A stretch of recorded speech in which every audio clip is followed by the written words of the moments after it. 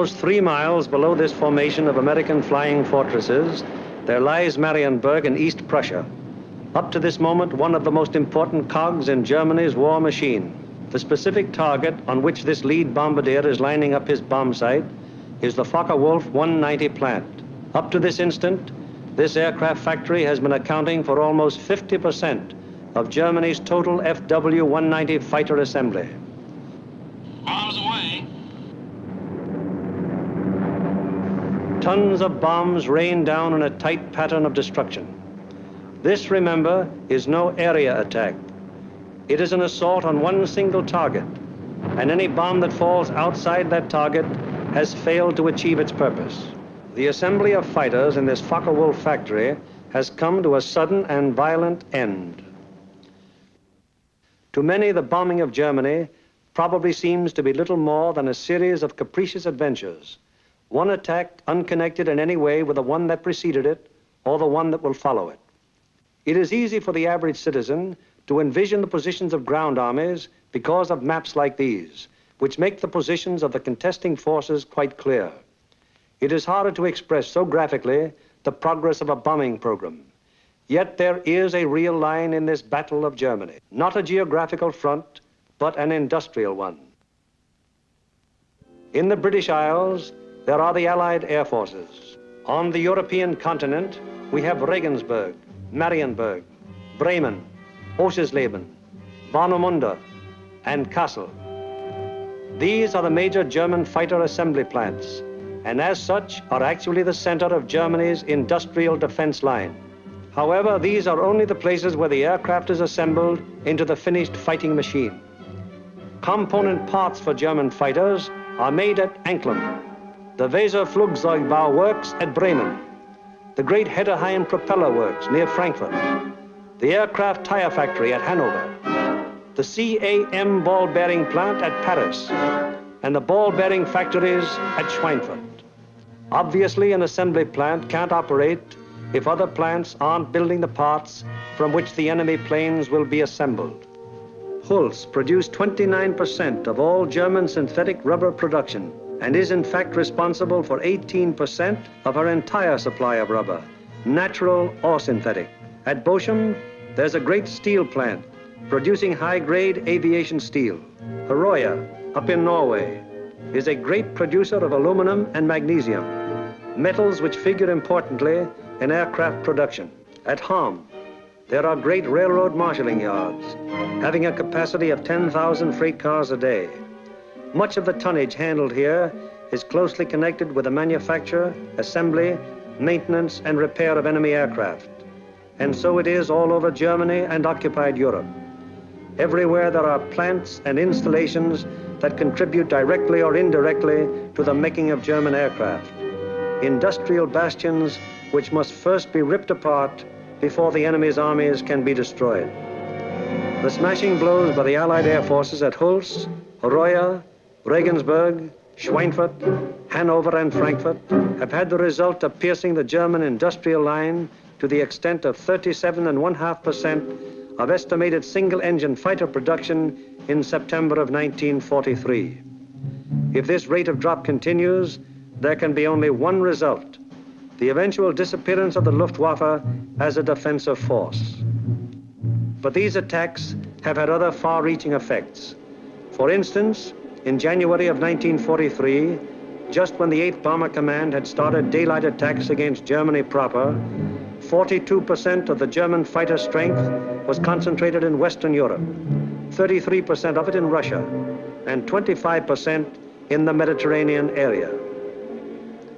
After 10 months of American bombers appearing by day over Germany, the figures line up more like this. On the Russian front, 19%. In the Mediterranean area, 12%. And in Western Europe, 69%. Germany thought it was urgent enough to withdraw fighters from 2 important theaters, all in a vain attempt to save their crumbling industry from the grim, destructive blows of the British-American bomber offensive. That is why the Battle of Germany is being fought. Now we come to the problem: how are the targets selected? And what enormous effort is necessary for the 10 or 15 minutes that our air task forces will be over any given target? The daylight bombing offensive against Germany is the responsibility of the 8th Air Force. Under the 8th Air Force are the 8th Bomber Command, the 8th Fighter Command, and the 8th Air Service Command, all of whom contribute to every bombing mission. But it is the Bomber Command which is charged with the actual destruction of the selected targets. The Bomber Command, with which this picture is primarily concerned, is divided into 3 divisions. Each division has a number of combat wings. Each combat wing, in turn, has 3 groups. This is the chain of command. Since the operations which we are to follow, there have been some organizational changes, but they are principally changes of nomenclature and have not affected the broad strategical and tactical purposes of the organization.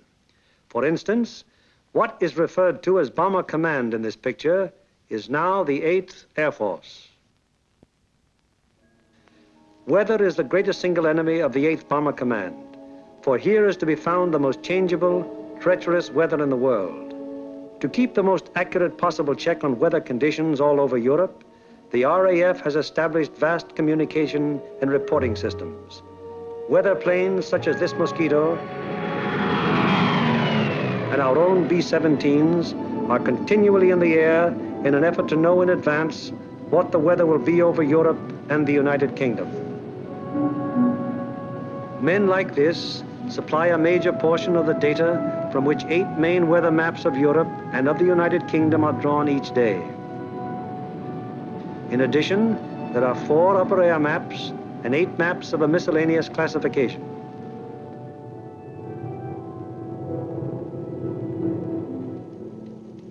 In this room, all weather information is collected, coordinated by the RAF, and sent out by teletype to every responsible command.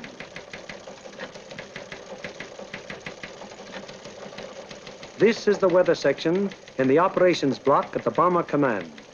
Here, the information gleaned from the weather stations is put together and correlated into weather maps. Accurate predictions must be made as to the direction and speed of the wind, downward and forward visibility, temperature, humidity, possible icing conditions, and probable atmospheric pressure at the bases, en route, and over the target. Upon the findings made in this room will depend whether or not there will be an American bombing of a German target tomorrow. This is the operations room of the Bomber Command. Here is where the wheels are put in motion for any American bombing attack. Right now, the officers you see are waiting for the commanding general's morning conference. They are the A3, or operations officer, the operational intelligence officer, a weather officer, and other members of the staff.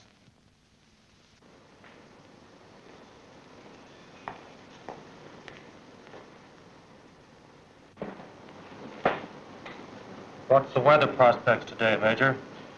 It looks like most of Germany will be pretty good, sir. But we have a warm front approaching from down here, which we do not expect to affect the bases until late in the evening. How's the weather at Anklam? At Anklam, sir, we expect 2 to 5 tenths of low cloud and small amounts of middle and high cloud above 18,000 feet. Visibility 6 to 8 miles. How about Marienburg? At Marienburg, 2 to 4 tenths of low cloud, little or no middle or high cloud, visibility 6 to 8 miles. What will it be at Danzig and Gdynia? At Danzig and Gdynia, sir, 2 to 5 tenths of low cloud, 2 to 4 tenths of high cloud above 23,000 feet. Visibility in there about 5 miles, sir. Give me the map of Anklam and the picture of the aircraft factory there. Yes, sir.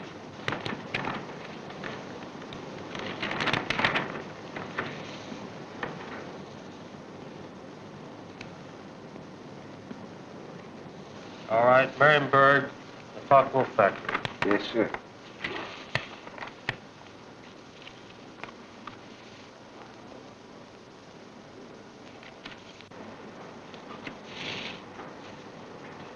We will attack Marienburg with 2 combat wings, Anklam with 2 combat wings, shipyards at Danzig with 2 combat wings, and the port facilities at Gdynia with 2 combat wings. That will require a maximum effort.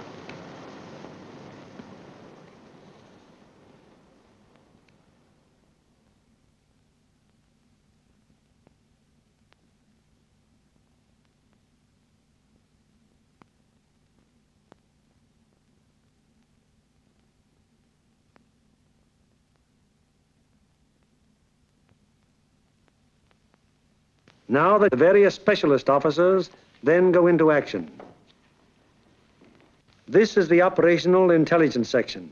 Here are target files containing complete information as to the type, construction, and vulnerability of the targets. This data is gathered both from photo interpretation of aerial pictures and from confidential ground sources. On the basis of this information, the aiming point for the attack will be selected. The aiming point is a building or installation in the approximate center of the target. Here, operational research experts are minutely studying the architectural and construction details of the targets. It will be their duty to recommend, on the basis of studies previously made, the types of bombs and the proper fusing to accomplish the greatest possible destruction of the objective. These studies of the Arado factory at Anklam are immensely important, since the nose and tail fuses of the bomb can be adjusted to give varying degrees of delay between the time of initial impact and the explosion. For example, an improperly fused bomb would react something like this. Result, very superficial damage that may hardly even cause delay in production. On the other hand, here's what happens when a properly fused bomb strikes the same factory.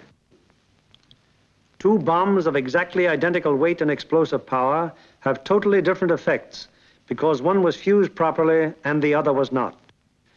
It is the responsibility of the operational research section to determine proper bomb fusing. Here, the commanding general and the operations officer are working out the overall planning of each of the missions with the staff bombardier, the staff navigator, and the flak officer. This is a complex business because of the multiple nature of the attack. We'll attack Anklam 1 hour before we attack the other targets. That should draw most of the German fighters on the Anklam force. The Anklam force is big enough to take care of itself. You mean along the same course, sir? No, send them a little south. They'll act as a better diversion. This would be the best place across the coast from the standpoint of pilotage. But, sir, the flak concentration at that point is quite heavy, the heaviest along the coast. We could rather move them a little further south, where the general suggests, and they would not run into flak difficulties at that point. How is that for the navigation viewpoint? That's a very good landfall, sir. All right, we'll cross at that point, and you adjust the flight times accordingly. Take care of it, Darrell. Yes, sir. While this is going on, the various liaison officers stationed at Bomber Command headquarters are busy keeping their respective commands acquainted with the course of events. The closest liaison is maintained with both the RAF Fighter and Bomber Commands, the Royal Navy, the 8th Fighter Command, and the 9th Bomber Command. It is through these liaison officers that requests will be made for the necessary fighter support, diversionary effort by the medium bombers, air-sea rescue patrols, and so on. Officers at Fighter Command immediately look up plan number 2340 to find out what part the fighters are expected to play in the next day's operations. Similarly, the 9th Air Force is informed that Bomber Command intends to lay on plan number 2340. It will be the duty of the mediums to attack enemy airfields at a time that will cause maximum interference with German attempts to intercept the heavy bombers. Right now, weather officers are getting ready their forecast for the general's late afternoon conference, where final decisions will be made. Right in there as planned. Yeah, it should. Should be okay. Thanks. Good In the enough. bag. Does your morning's forecast still hold? Yes, sir, there's practically no change in the situation, and we still expect the base weather to hold up for return. Send out the field order exactly as planned. Yes, sir. Get me the 1st, 2nd, and 3rd divisions on a conference call, please. Already with your conference call. Go ahead, please. Can you scramble? Okay.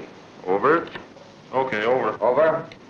Okay, there's a mission tomorrow. Maximum effort with 5 task forces. The 1st task force, comprising 6 groups of the 1st Division, will hit 3948. 3948. Secondary, 8731. 8731. Last resort, 9009.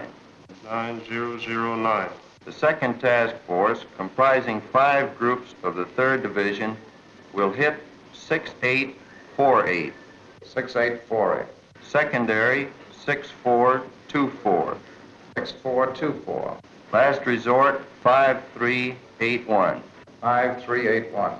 The 3rd task force will comprise 4 groups of the 2nd Division, which will hit 6424. 6424. Secondary, 5381. 5381. Last resort, any industrial target of importance in Germany. Okay. The 1st and 3rd Divisions will each dispatch 1 air.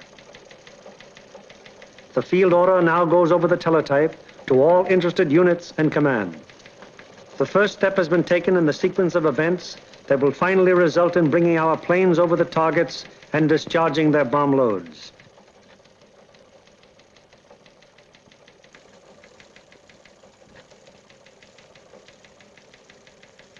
Command has conceived the mission and laid out general plans and routes. Division now plans in detail what command has ordered. The actual time of assembly of the various task forces is determined.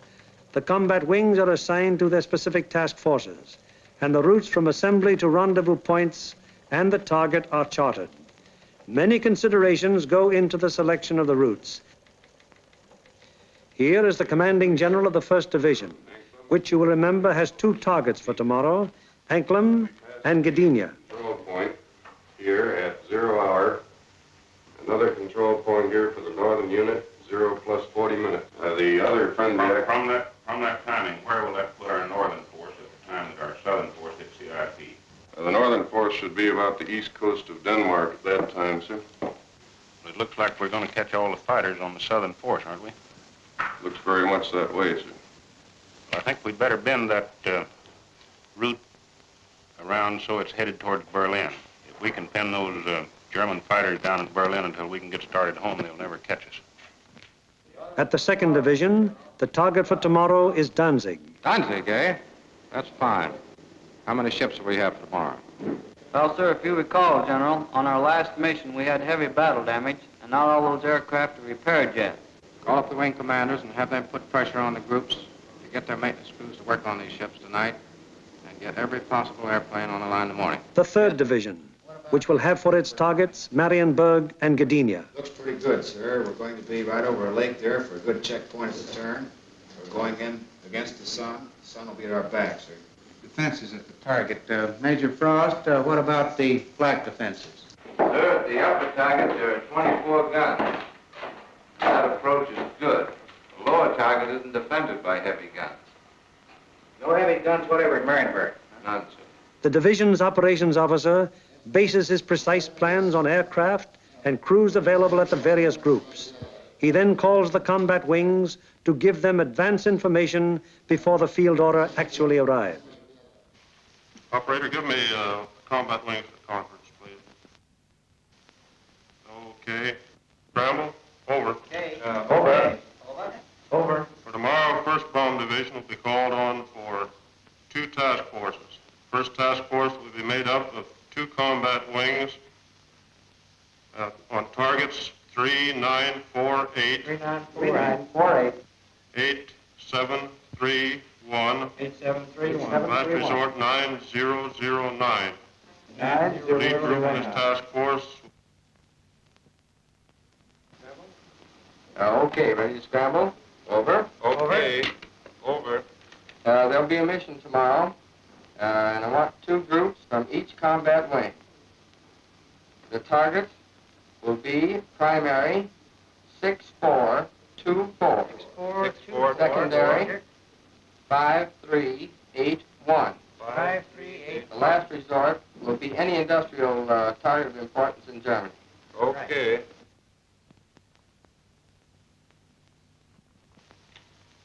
There's an order coming through. The 3rd Division will furnish 8 groups. 1st and 2nd wings, comprising the 2nd Task Force, will hit 6848. 6848. Secondary 6424. 6424. Last resort 5381. 5381. Last resort. Bomb load 500-pound GPs fused, 1/10 nose, 1/100th tail. 1/10 and 1/100. 1/100th tail. This is operations of the combat wing, a purely tactical unit having absolutely no administrative functions whatsoever. How do you intend to make it? Sir, we'll assemble over Molesworth. Problems of takeoff and assembly are the particular specialized function of this organization. It is the primary business of the combat wing to get the airplanes of its group into the air at the proper times and to get them assembled once in the air.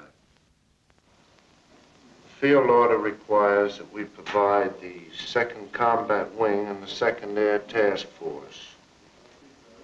89th Group will lead, 81st Group will be high, and the 63rd Group will be low. That means that Colonel Whitten will lead the combat wing on this mission? That'll be fine. The Bomber Command has asked for a maximum effort. That means every available plane is to be gotten into the air. Ramsey, this field order has called for 3,100 gallons for the H's due to the distance. Now, they've called for maximum bomb load. How about that for the weight? I think we'd better put 8 bombs in the H's and 12 in the D's. That keeps us around 65,000 pounds. How about the CG? CG is well forward, and I think it'll work out very well because we've been down low for a long period of time. All right, we'll have 8 in the H's and maximum in the D's. Most of the groups are going further than an American bomber has gone before. Combat wings must work out precisely the maximum bomb load in relation to the required gas load. Decisions made in this and other matters are added to the division's field order and passed on to the groups, the ultimate tactical unit, to the men who get the planes in the air and fly the mission. On the basis of the alert telephoned down to the group by the combat wing, the various agencies necessary to get the planes airborne on their mission wheel into action. Intelligence, operations, weather, signals, group navigators and bombardiers have the grave responsibility of passing on and making clear to the combat crews the vital target and route information furnished by Bomber Command and Bomb Division. The proper information folders, maps, weather maps and charts, and photographs have to be selected by the various group officers, and then the information therein passed on to the crews. In dispersal areas, ground crews are getting their planes in condition to fly the mission. The normal work of keeping an airplane fit for operation is enormous, even in peacetime. When you add to this already great job the element of battle damage, the problem becomes gigantic. Engines, wings, propellers, controls, wiring, fuel system, oxygen system, the 1,001 elements that go to make up the complex mechanics of a heavy bombardment plane all must be kept in perfect shape. The failure of any one of them on a mission can easily mean the loss of the plane and its personnel, or at best, such a failure will cause the plane to abort. That is, return to its base without having reached the target. It was originally estimated that about 37.5% of planes on hand would be effective at one time. However, the maintenance and repair has been so magnificently performed that sometimes up to 50% of planes on hand have been effective.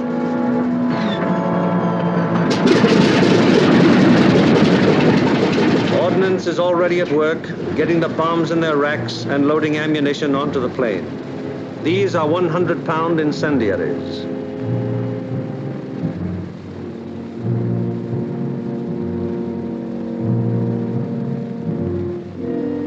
These are 500-pound general purpose bombs.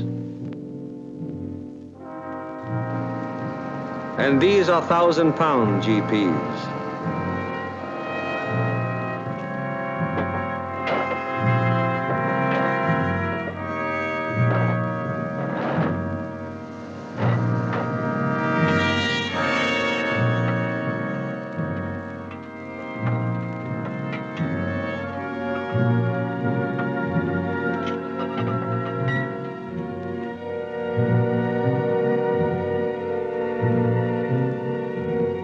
The bombs have to be placed in their racks very carefully.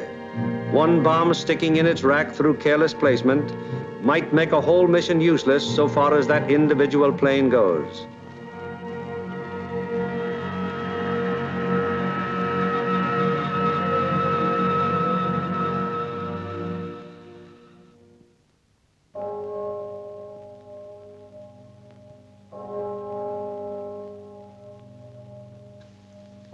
Three o'clock in the morning. All over England at this exact moment, American air crews are being roused from their sleep. Okay, fellas, roll out. We have a mission this morning. Breakfast in half an hour. Captain Kirk, Captain Thompson, Lieutenant Bushka, Ackerson, Alloway, and Hawker scheduled to fly. We'll snap it up. 3 o'clock. This is a hell of a time to get a man out of bed.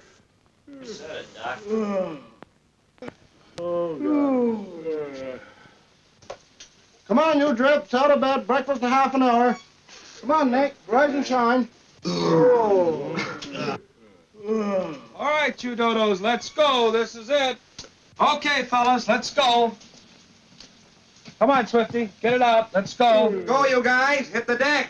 Breakfast at 4, briefing at 5. Let's go. That's fine, just when I had a 48-hour pass coming up. That'd be a good deal. Can't, you guys. You're running my beauty sleep. Through the cold of the English early morning, the combat crews go to their mess. They have no idea where they're going yet, but they know they'll be taking off in about 4 hours.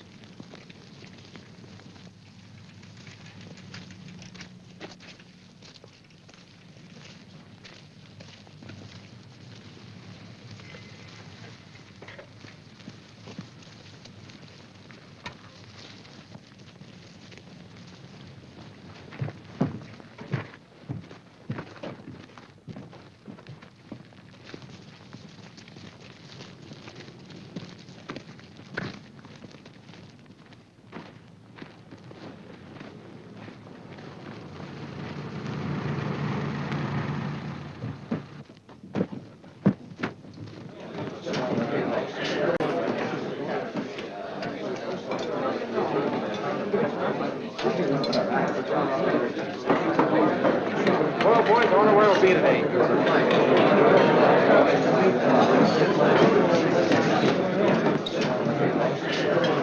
How do you figure those Jerrys will be today? What do you think, Dove? They'll be shooting at us. Sometimes I don't think those Jerrys got proper respect for us. Well, what do you expect, Buster, the way you shoot? Gee, look who's talking. You couldn't hit a cow in the flank with a bow feather. Yeah, how about those 2 Jerrys I slapped down over Swainford? I'll tell you what happened there. They heard that I was on tail guns and they fainted from fright, that's all. And so it goes.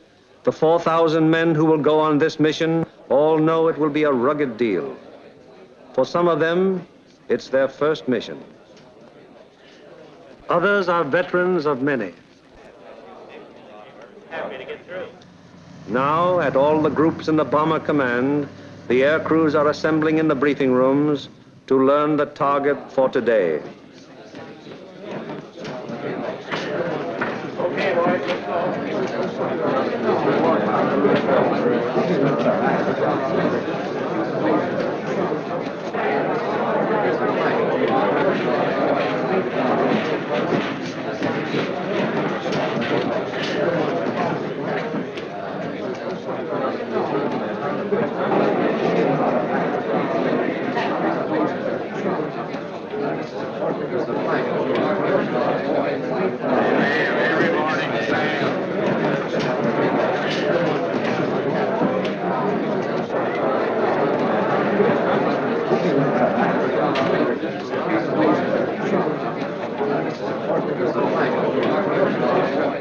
This is the briefing room of the 303rd Group. Here in a few minutes, the nature, locale, and route of today's mission will be made known to the men who fly it.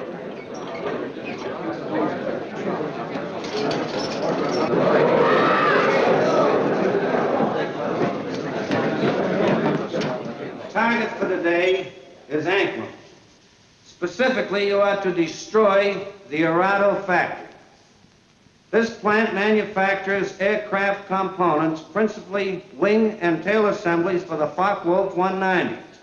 The parts are then shipped to New Brandenburg for assembly. I cannot stress upon you too much the importance of this target. If it is successfully destroyed, the It will have a very serious effect on Germany's aircraft production. Lights, please. Your IP is on the northwest side of New Brandenburg.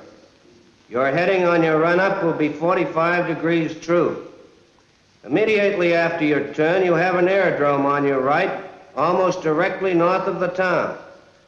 You should be able to pick out Friedland, 6 miles to your right and halfway between your IP and the target. Along this route, you should be able to see the main line railroad and the main road. From Friedland, the main road moves in toward your run-up and goes into Anklam, but the railroad terminates at Friedland. Shortly after passing Friedland, you will see a peculiarly formed wooded area on the right of your course.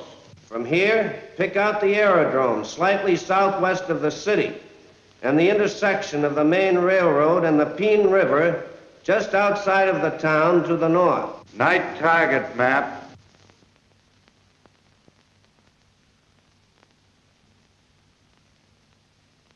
Your target is across the railroad, beyond the town, in the area formed by the bend of the river. And now a picture of the target. This group of buildings here is your target. This building will be the aiming point.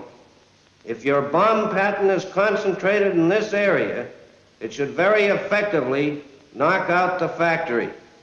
Lights, please. At the 379th, the intelligence briefing continues. These groups will bomb from an altitude of 13,000 feet.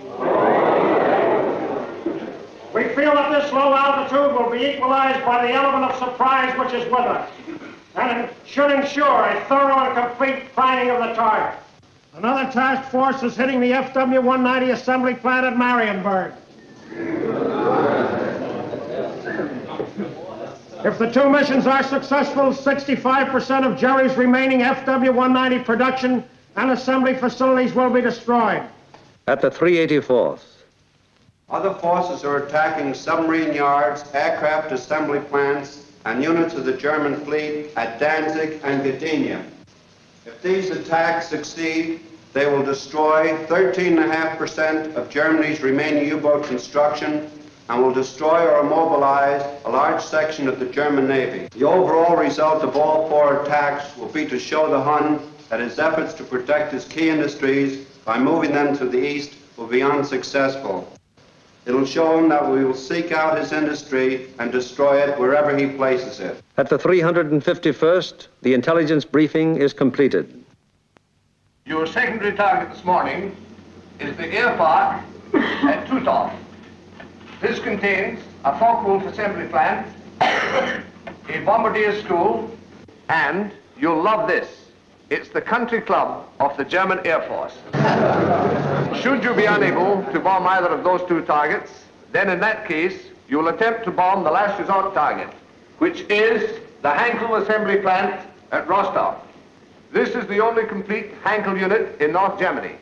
It should be easily identified by the airfield adjoining, which has 6 intersecting runways running from 1,000 to 1,600 yards, and they're full of nice, fat, juicy Hankels. A weather officer briefs the crews of the 305th Group going to Gdynia. The synoptic situation today is this. We have a high-pressure system centered over northwest Europe, up here near Finland, extending southwestward down across the British Isles, causing an influx of south and southwesterly air going up in this direction, hence causing little or no cloud in the area up there and toward your target. There are no fronts to affect your route today except a frontal system off to the west, which will cause an increase of medium and high clouds as you come back across the North Sea. Lights, please. At takeoff time, there will be 0 to 3/10 low clouds, also a layer of high clouds above 23,000 feet, 4 to 6/10 in amount. Also a middle layer of clouds in there between 10 and 12,000 feet. These medium and high clouds decreasing out over the North Sea to 3 to 5/10 each in amount. The low clouds will increase as you go out toward the North Sea to 3 to 5 tenths. Base 1,500 to 2,000 feet, tops 4 to 5,000 feet. There will be some fog patches over England, visibility 1 to 2 miles, except in those fog patches 500 to 1,000 yards. Visibility increasing rapidly out over the North Sea and the remainder of your route to 4 to 6 miles. The high clouds continuing 3 to 5 tenths, and also the middle clouds on toward the target, decreasing to nil at the target.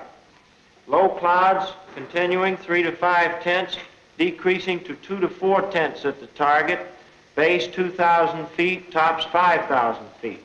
Visibility 4 to 6 miles. The temperature at bombing altitude minus 26 degrees centigrade. The freezing level on your route out 12,000 feet over the North Sea with light rime in the middle clouds. As you return back to base, that freezing level will lower to about 7,000 feet, continuing light rime in your middle clouds. Now on the return route, weather will be very similar to your route out, except your clouds increasing in amount as you proceed back across the North Sea. Base on return, visibility 4 to 6 miles. A flak officer briefs the 389th Group of the 2nd Division going to Danzig. Gentlemen, this morning, because we are going to cross the Danish coast at such a relatively low altitude, we've planned the route so as to avoid as much flak as possible. At any rate, any flak that you do encounter will be merely a deterrent in nature. However, you can expect heavy flak batteries at a place where we make landfall here at Normandy, about a mile south of course. Also, there are known to be other heavy batteries 8 miles south of course there on the coast at Hem. Other batteries are known to be located here at Corsair, 20 miles south of course, on the island of Skellum. From then on aim at the target, you will have very little flak. Now, while you're crossing the coast and when you're over aerodromes and cities in Denmark, you are advised to take evasive action. Now then, when you get to the target itself, your anti-aircraft fire from the ground will be known to be supported by fire from naval units. Now, for those of you who have never been fired on by a naval unit, I want to add that naval units can put up a hell of an intense barrage, and you want to look out for it.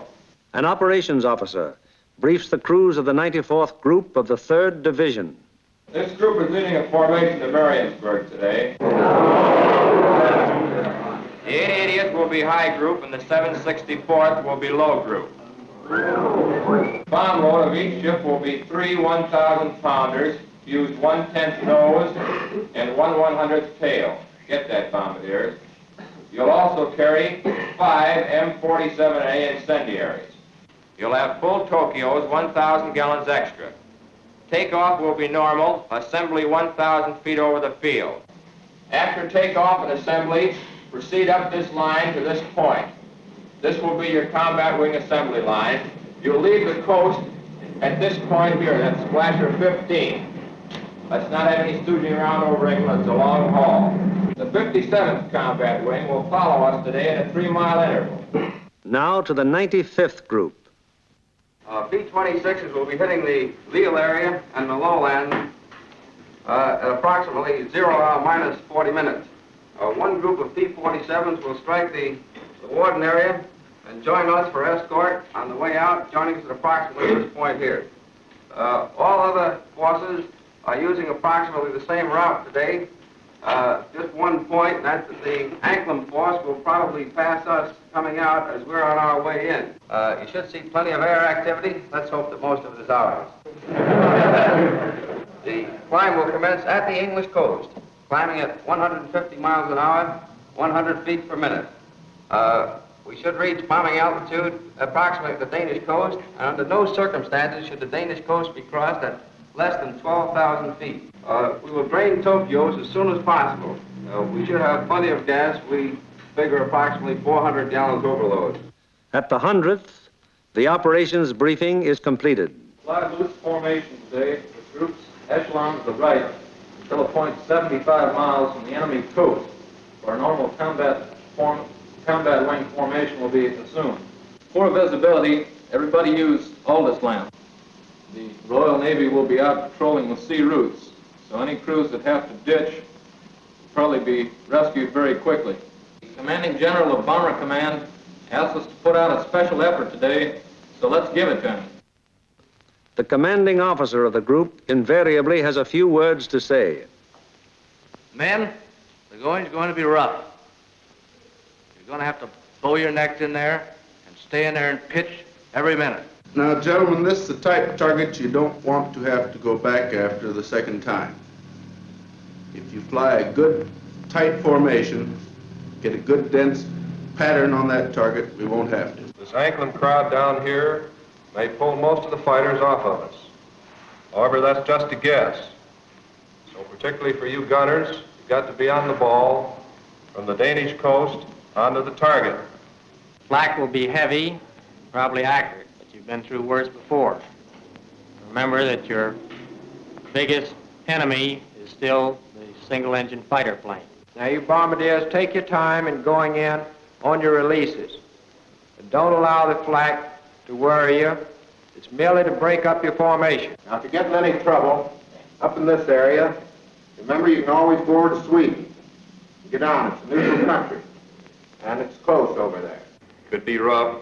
I don't think it'll be too bad. And whether it's easy or rough, I'll be sitting out in front, taking the whole works in.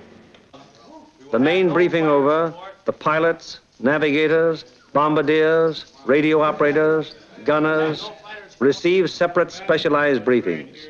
These briefings are very technical and very thorough, and are held so that every member of the combat crew will understand exactly what he can expect and what is expected of him. Any lack of thoroughness here might very well result in the failure of a mission. As dawn breaks over the English countryside, it finds the ground crews still working grimly in an effort to get every plane in the air that is scheduled to be dispatched.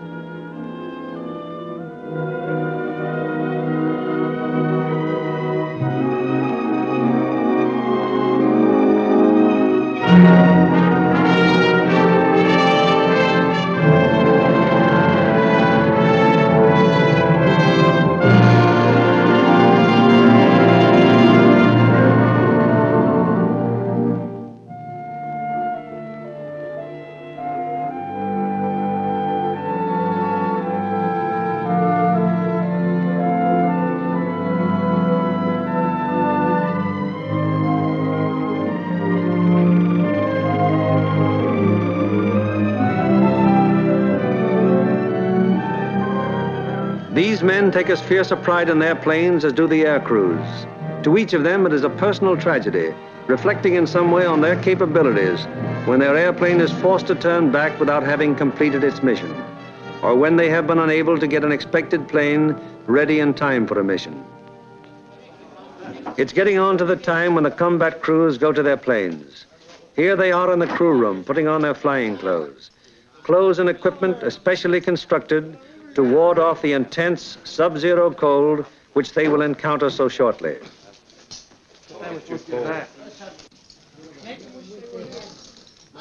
All air crew members receive escape kits containing equipment that will help them get back to safety if they are forced down in Germany or in occupied territory. The pilots, co-pilots, navigators and bombardiers are also issued battle folders containing the maps which will be of such vital importance to them in the prosecution of the mission. The men turn in all personal papers and valuables, which might serve to give the enemy information in case of capture. Some of the crew members turn to their chaplain, whose ministrations are always available to the men of the bomber bases. Most of all, because they have come to be, O my God, for all who concern with all my love. I firmly resolve with the help of thy gracious assistance, confess my sins, do penance, amend my life, amen. Miserere vestri omnipotens Deus et mysticais vestis perducavos ad vitam aeternam, amen. Indulgentiam absolutionem miserem peccatum nostrum.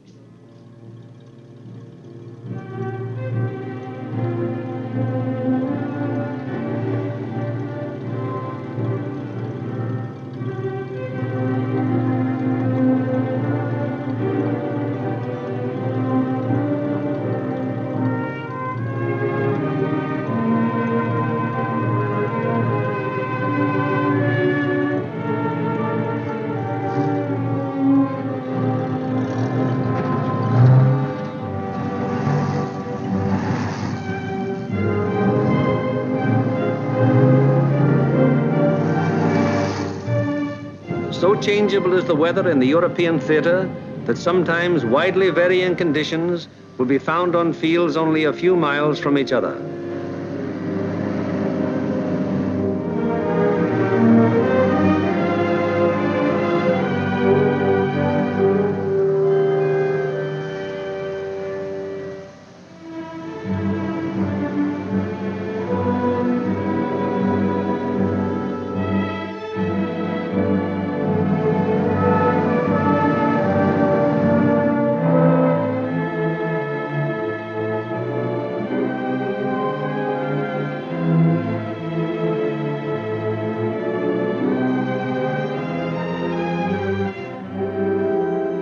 And now the last briefing of all, the final intimate conference around each airplane as the pilots recheck the details of the mission with their crews. Crew members have ceased to exist as individuals. They are now 10-man teams, and on the excellence of their teamwork will depend the success of the operation.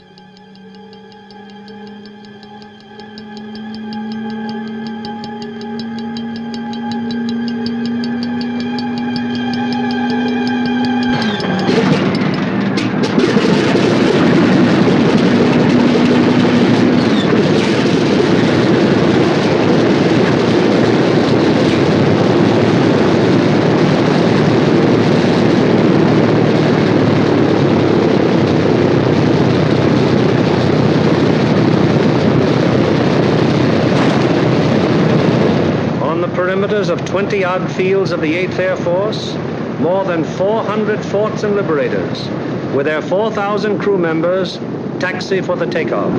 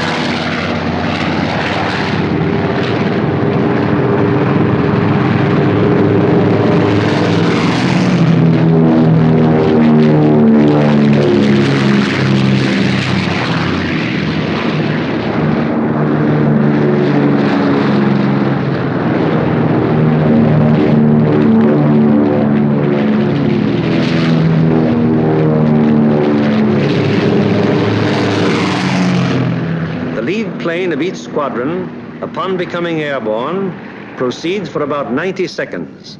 It banks sharply to indicate its turning point, then goes into a slow left turn. Each successive plane in the element turns as soon as the pilot sees the plane in front of him turn. The element of 3 planes levels off at 1,000 feet and returns parallel to the takeoff runway at a distance of about 2 miles. Here the elements start to assemble into squadrons of 6. Continuing to circle the field, the squadrons then go to 2,000 feet, where the group assembly takes place. This accomplished, the group now moves on to the combat wing assembly point. Here is how the group stacks up from the side. The group has a depth of 850 feet. This is how the group looks from above. In the lead squadron, the second element is flown with the nose of the leader slightly behind and to the right of the right wing aircraft, first element. The lead plane of the high squadron flies even with the lead plane, second element, lead squadron. The second element of the high squadron flies with the leader's nose just behind and to the left of the left wing aircraft, first element. Here is the group as an enemy fighter pilot sees it, from head on. The first element of the lead squadron is stacked high left and low right. The first element of the low squadron is stacked high right and low left. Likewise, the first element of the high squadron is stacked high right and low left. All second elements are flown low. The second element of the lead squadron is stacked high left and low right. The second elements of the high and low squadrons are stacked high right and low left. Experience has shown that this arrangement of the group brings to bear on attacking fighters the greatest possible amount of firepower by utilizing to fullest advantage the field of fire of each gun in the formation. Again, it is proved to be the most maneuverable formation from which to execute the primary and all-important purpose of the mission, the dropping of the bomb loads on a precise target. Obviously, it would be desirable to stack as many bombing planes as possible in one defensive formation. However, it has been found that the largest practical defensive formation is the combat wing of 3 groups. Any formation of aircraft larger than this becomes unwieldy. This force has a depth of 3,000 feet.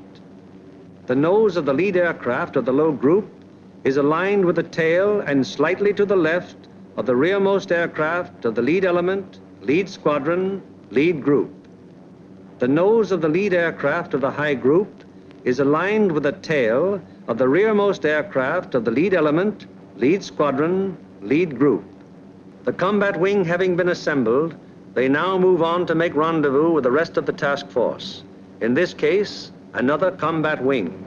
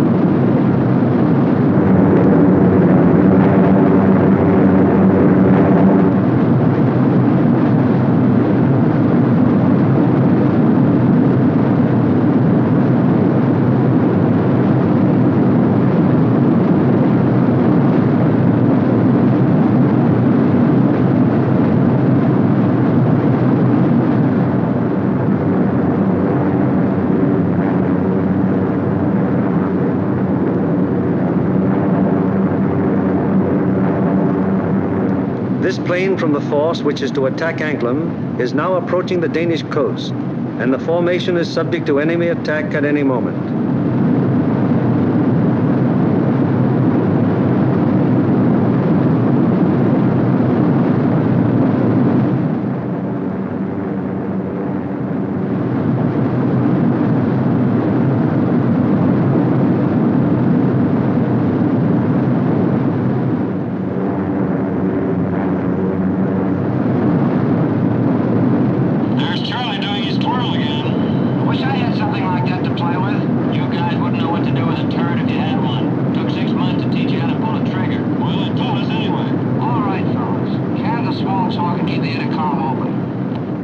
It is now 10:30 hours, and Denmark has been penetrated to some distance without any great opposition as yet. So far, there has been only some light and inaccurate flak at the coastline. Some flank guns have opened up on us.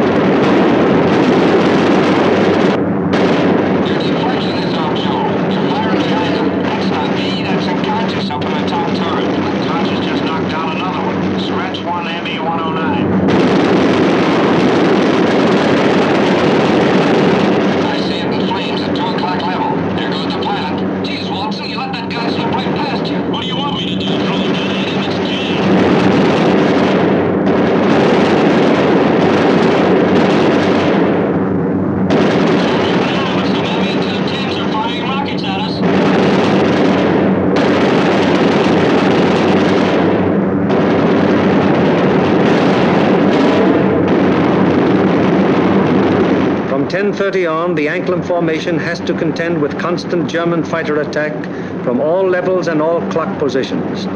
During this time, the gunners aboard the fortresses knock down fighter after fighter. However, the gunnery of the forts, no matter how sensational it may be, is only to ensure the successful performance of the mission. It is not the job or purpose of forts or liberators to seek out action with enemy fighters. They merely defend themselves against enemy fighter attack so that they can destroy their target and bring their crews back safely to their home bases.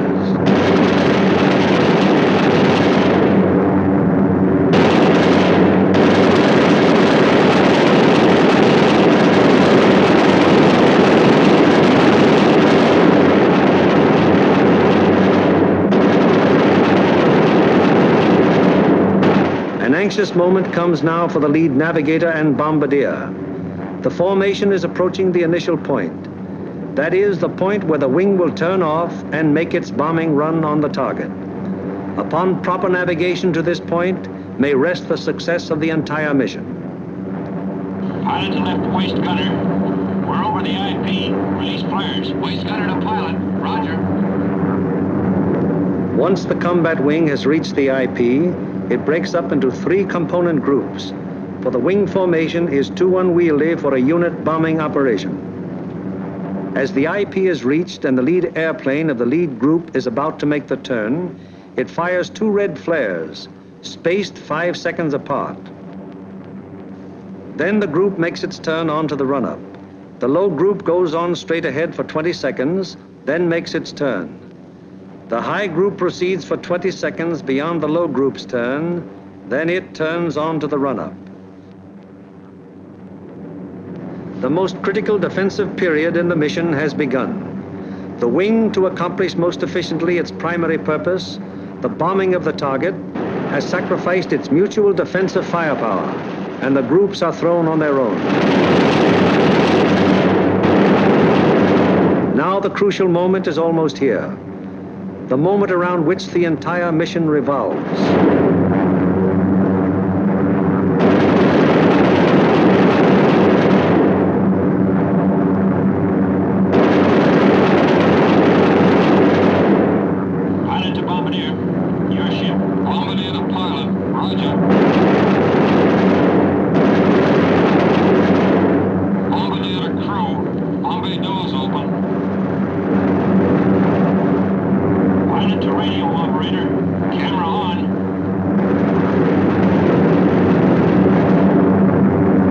Bomb bay doors open, the group is committed to its attack.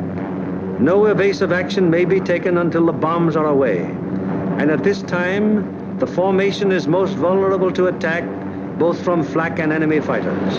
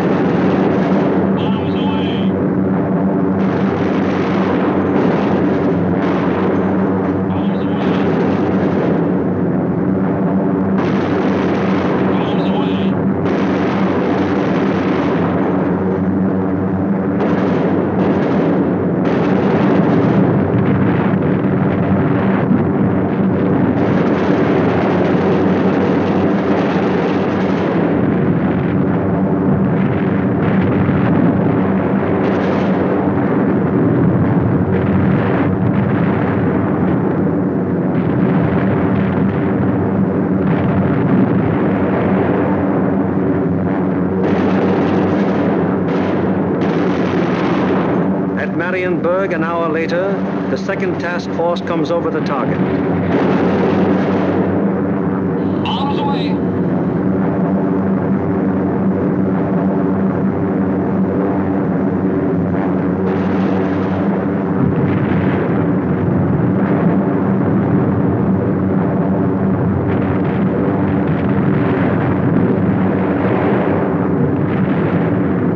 The third task force comes over its target at Danzig. Bombs away.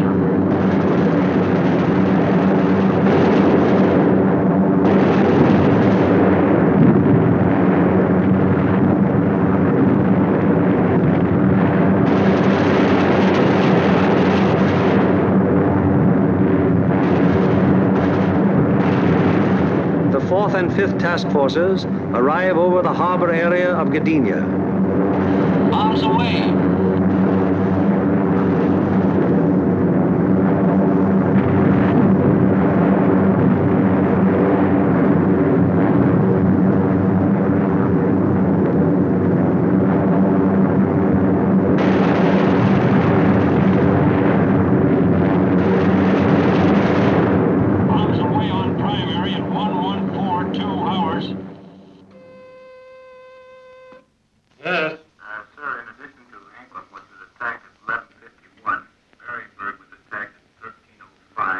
It is standard procedure for the group leader to inform Bomber Command the moment the target has been attacked. Bomber Command, in turn, promptly informs the commanding general of the 8th Air Force. Laker, I have the additional information. I reported to you that Anklam was attacked. Well, all primaries were attacked. We received strike messages on all primaries. Danzig at 1307, Marienburg at 1305, and Gdynia at 1311. Yes?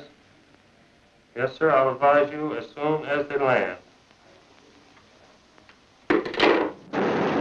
After getting bombs away and closing the bomb bay doors, the groups can now defend themselves again, at least to the extent of evasive action against the flak and fighter attack.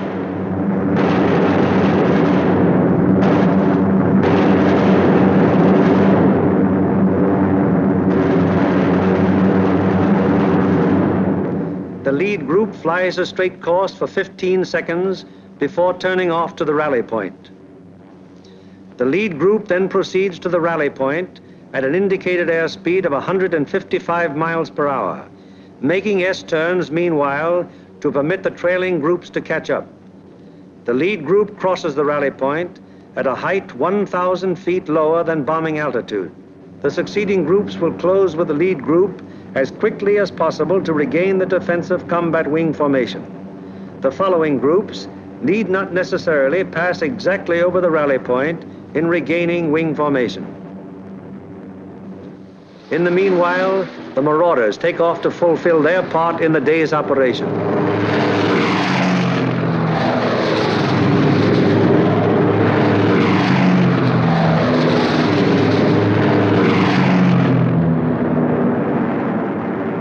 They bomb the aerodrome at Woensdrecht, one of the most important of the enemy's fighter bases.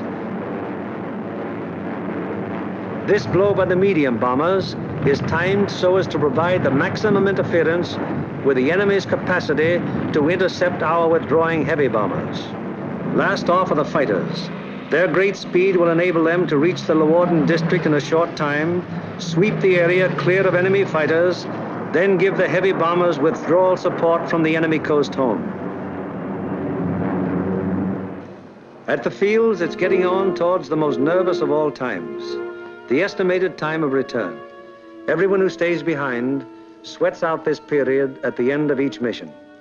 Here at the control tower, at the dispersal areas, at the Red Cross, at the Officers' Club, everywhere on the field, the one thing paramount in everyone's mind is that the group is due back.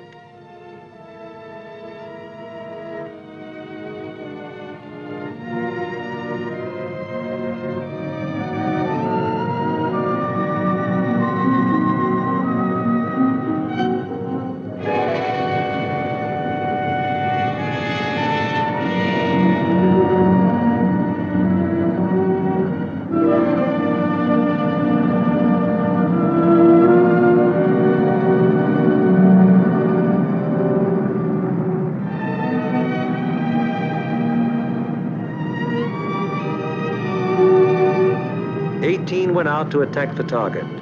How many have returned? 1, 2, 3, 4, 5, 15, 16, 17, 18. 18 dispatched, 18 returned. 23 dispatched,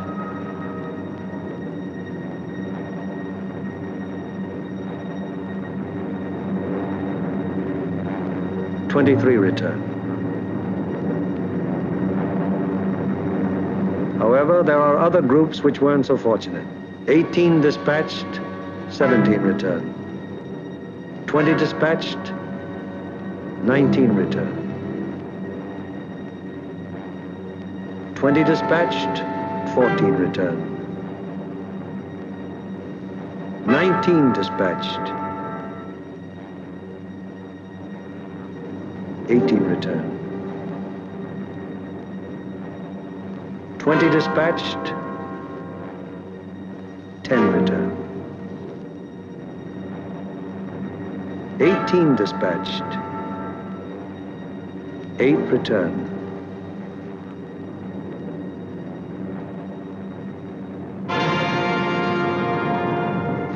Flares dropped from aircraft signal the presence of wounded aboard. These airplanes are given priority in landing.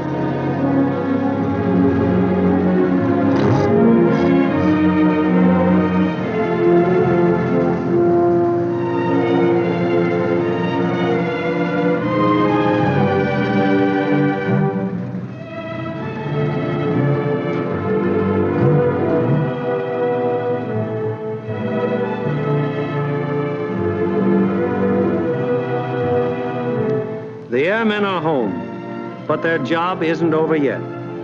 Before they can go to their billets for a well-earned rest, they must first undergo one of the most important phases of any mission, interrogation. It is highly important to question the crews at the first possible moment after the mission, while their impressions and memories are still fresh.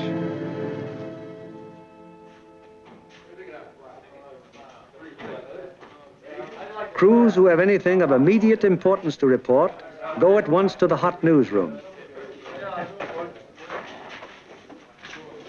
Hello, boys. How are they? Well, kind of long, but not too rough. Best bombing job we've ever done. Good, good. Somebody in trouble? Yeah, we saw a 1B-17 go down there just before we made landfall. Where was that? Well, that was at 5240 north. 5240, yes. 1 degree, 50 minutes east. 0150 east. Yes, and what time was it? That was at 1524. And was that a G-fix? That was a G-fix, yes. And we had the radio operator get on the MFDF section. He sent in the coordinates of the fix. Good. And I had my radio operator turn on his IFF to emergency when we saw it go down. Okay. And what happened? Well, the ship went down, apparently under control, and saw it hit the water. Yes, I was looking through the glasses, and I saw 2 dinghies come out, and 10 men, apparently all okay, Major. Good. And what altitude were you? We were at 5,000 feet at the time. Okay, anything else? No, settle up for a cup of coffee. It's waiting for you, boys. Okay. Thank you.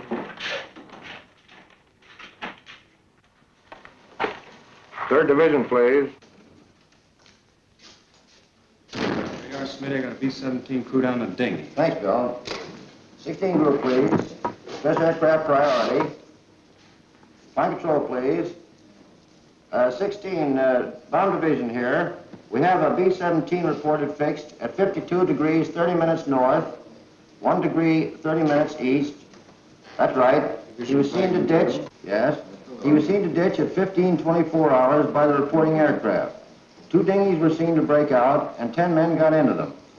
The reporting aircraft is at 5,000 feet. Yes, that position's an MF fix. Okay, 16. Thank you.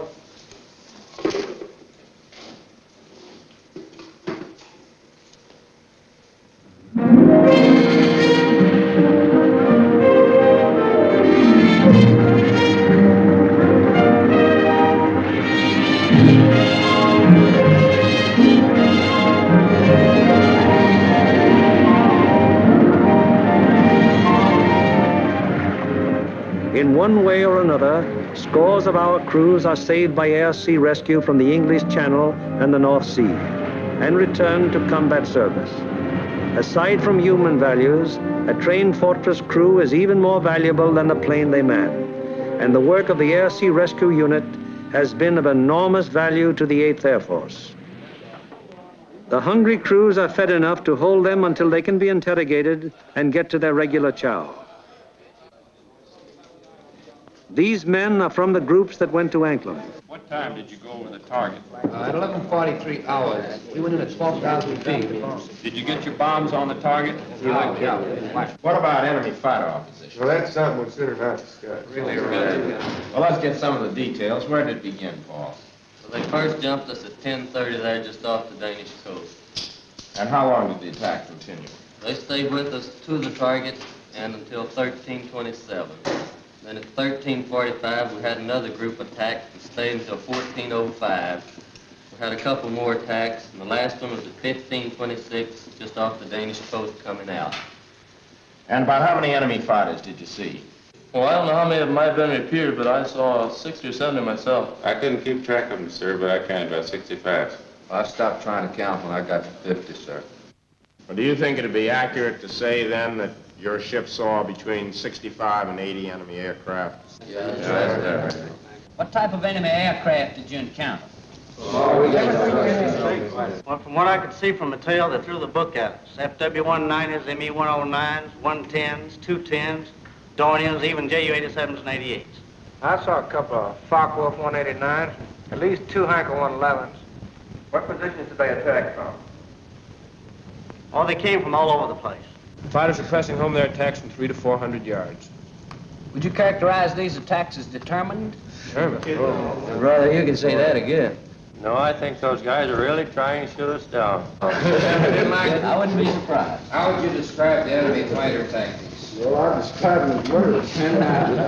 Yes, they usually attacked in formation, queue up about 300 or 400 yards away, 12, 13 single-engine fighters, come barreling right through the formation.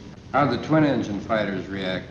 They stayed out to the side and above, just out of the range of our guns, and shot cannons and rockets at us. Then they'd queue up and press home a regular fighter attack. What caliber would you say the cannons were? My guess would be 37 millimeters. What do you think, Adam? What about the rockets? We shot a lot of them. I didn't actually see any hit our formation, but they weren't doing us any good. I saw one of them blow a wing off the 17 below and ahead of us. They started to spin in. Any shoots? No, sir, I didn't see any. Where was this? Over the target, right after we talked about bombs. Fellows notice any distinctive markings on the enemy aircraft? Yeah. Oh, quite a few. There are a number of FW-190s, mostly yellow noses, some white noses. No red noses? No, I didn't see. Boy, those yellow-nosed boys really come in close, don't they? Did you see that one come right on our left wing? Yeah, I saw a 109 with black and white diagonal markings under the wings. Black and white, I had white nose. All right, yeah. Getting back to those rockets, I believe that Jerry can reload his rocket guns from inside the ship. I think you can. That'd be my guess, too. I saw at least 9 bursts from rocket guns on one ME-210. 9 bursts, huh? Talking about 210s, there was one that came in and shot a cluster. It looked like clay pigeons to me. Say, those things look like baseballs to me. Can you describe that more fully? How did they react? Well, they didn't look like baseballs. It was more like streamlined and smoked all the way down, but they didn't explode. Didn't explode, huh? No. What about planes? I knocked down 2. They were making attacks about 5 o'clock level. Yeah, I saw them. One of them blew up in the air, and the other one went down in flames. The pilot of the second one bailed out. That was at 11:44. We were right over the IP. Were any other guns firing at these planes? No, sir. These were my babies. Any more? Yes, sir. I got one destroyed and one probable. I knocked a 210 down right over the target. The plane exploded in the air. I got a burst at a 110, and it started down in flames. I couldn't see whether it went all the way down or not. We're under constant attack. Bombing results and enemy fighter reaction are only one phase of the interrogation. The enemy's anti-aircraft defenses, their concentration, and their accuracy are also matters of great interest to the interrogators. The group of the 2nd Division, which went to Danzig. How would you describe the flak en route to the target? From the coast to the target, it was meager and inaccurate as to height and deflection. Over the target, it was still meager, but pretty accurate as to height and deflection. Is that how the rest of you fellows would describe it? What about on the way back? Well, it was meager and inaccurate, except now when we crossed the coast. They threw up a box barrage that was pretty accurate as to height. In fact, it was good as to altitude, but the deflection was a little off. The first burst hit about 100 yards ahead of the lead plane. And we felt the concussion of it, right? We got a couple of flak holes in the fuselage right around my gun position. Any other battle damage? A couple of flak holes in the nose. Burst is 303 in the number 4 engine. Got an oil line. What was your altitude when this box barrage almost caught you? 21,500 feet. Did any of you notice anything unusual or peculiar about the flak burst? No, it looked like the same old black flak to me. What's the 6th we have seen her? Also valuable to the interrogator is any intelligence that might be picked up by the crews en route to or from the target. Such observations may be completely incidental to the mission, but can prove to be of great value at another time when another target is being attacked. Let's find out what the force attacking Marienburg discovered on their way to and from the target. This smoke screen at Danzig, where did that emanate from? Well, it looked like to me it was coming from off of floats and boats here with smudge spots on them, anchored just a little ways off the coast. Yeah, Ernie, they were shooting it up from the ground, too, and it get up so high and burst and mushroom out.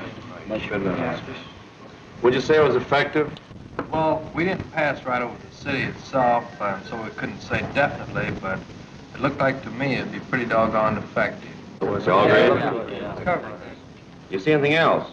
Yeah, there's a new airport about 2 miles below Danzig there, south of Danzig. What'd it look like?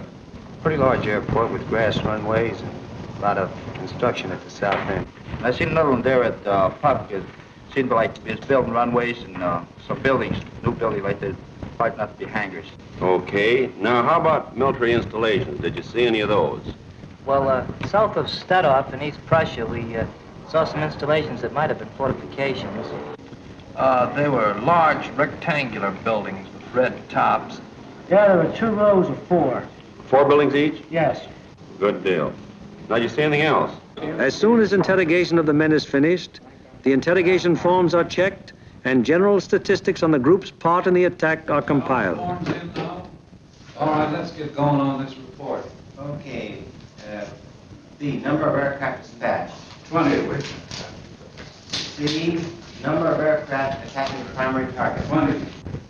Hello, I want the A2 duty desk. Hello, this is Norgan 492. Got flash teletype report for you. You ready? The organizational flow which we have observed throughout this picture has now begun to operate in reverse. Information obtained from the crews is evaluated in divisional critiques, conferences in which all responsible group and divisional officers carefully inspect the detailed record of the mission, discuss any failures that may have occurred, and plan to prevent their recurrence. After a particularly large or important operation, there will be a command critique, with the 8th Air Force Commanding General presiding. Here in the dark room, the strike photos of the targets brought back by the returning planes of the group are developed and printed with all possible speed, so that experts of Bomber Command can assess the damage done. Coming in from planes of every group participating in the various raids, and interpreted and appraised by trained photo interpreters, these pictures will give Bomber Command an excellent idea as to exactly what parts of the various targets were hit and how severely. Here, as seen in these pictures taken the following day by photo reconnaissance planes, severe damage has been inflicted on all the major and most of the minor buildings of the Arado factory at Anklam. This is a strike photo showing how Danzig looked during the attack. Very extensive damage has been suffered in the harbor area. Here is an annotated PRU picture of Gdynia as it appeared after the attack. A near miss is seen on the liner Deutschland type. The transatlantic liner Stuttgart does not appear in this picture, although she was seen afire and in the hands of tugboats immediately after the attack, as these strike photos reveal. Aside from the Stuttgart, several ships in the South Basin have been sunk or damaged, including the liner Oceania. Shore engines are also heavily hit. At Marienburg, the PRU photo discloses that the damage was exceptionally severe, almost every building having been destroyed or seriously affected. General Arnold has characterized this attack as the greatest example of precision bombing on record. Other targets will be as thoroughly destroyed.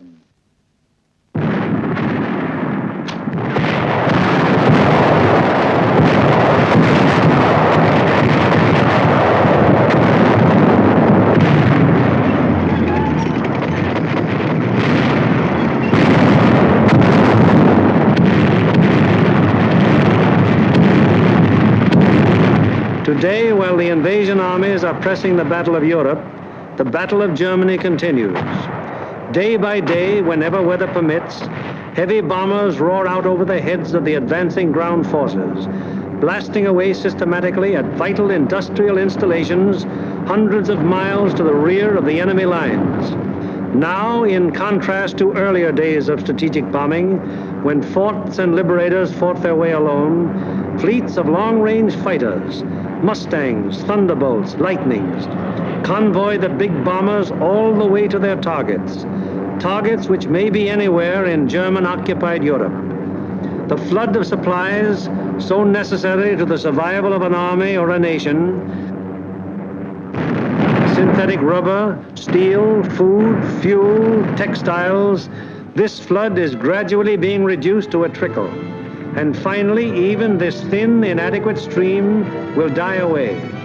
Then the German armies in the field and the German workers on the home front will have no food for their stomachs, no clothing for their bodies, no metals for their machines, and no fuel with which to run them.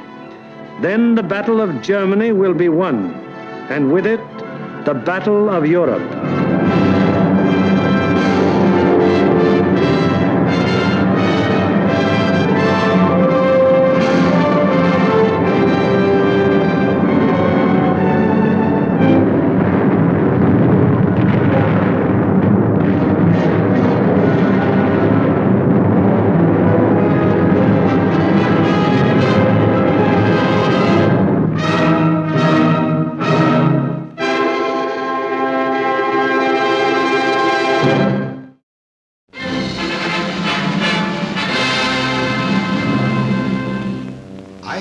To be the spokesman for this Allied Expeditionary Force in saying a word of introduction to what you're about to see.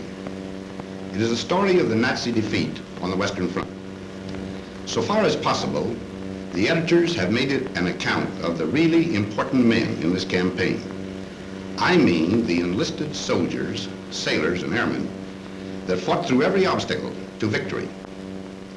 Of course, to tell the whole story would take years. But the theme would be the same. Teamwork wins wars. I mean teamwork among nations, services, and men. All the way down the line, from the GI and the Tommy to us brass hats. Our enemy in this campaign was strong, resourceful, and cunning. But he made a few mistakes. His greatest blunder was this. He thought he could break up our partnership. But we were welded together by fighting for one great cause, into one great team, a team in which you were an indispensable and working member. That spirit of free people, working fighting and living together in one great cause, has served us well on the Western Front. We in the field pray that that spirit of comradeship will persist forever among the free peoples of the United Nations.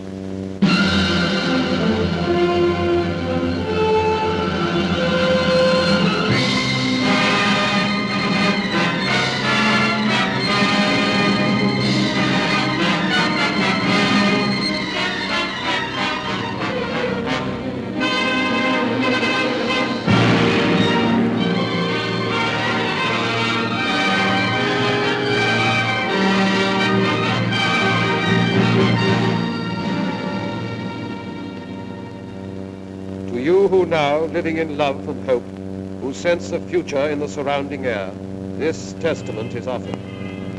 Here you may look on the violent fragments of our age and the once thinness of the little thread that made us then the citizens of freedom. For dark was Europe and the face of man when this begins. The nation had gone mad and struck out everywhere the compass knew. The ebb tide of our honor fell away and left its wreckage on 100 coasts. The German cast his fires about the globe.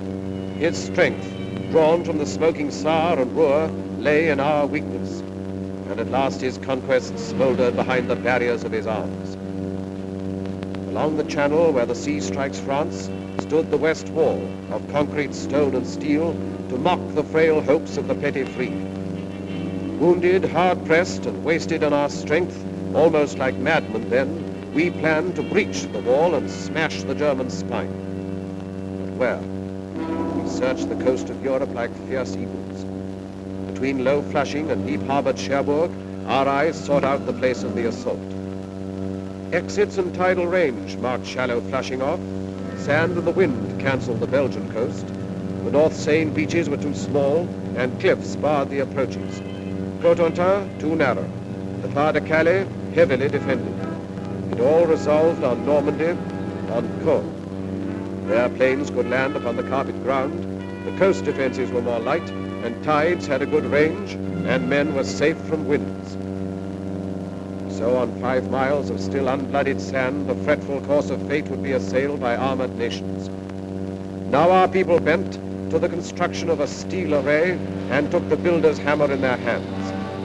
It seemed almost as though the sun stood still till our free peoples, full of rage and power, heaved through the air the ponderous spear of war. This is our people's story, in their words.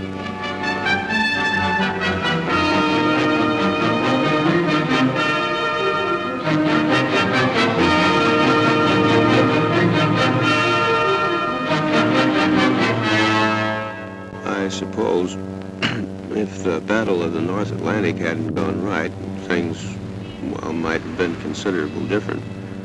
That was an ugly time for all of us. Merchant ships, naval escort, air patrol. I guess I had my share of bad luck. I lost 3 ships and some good friends.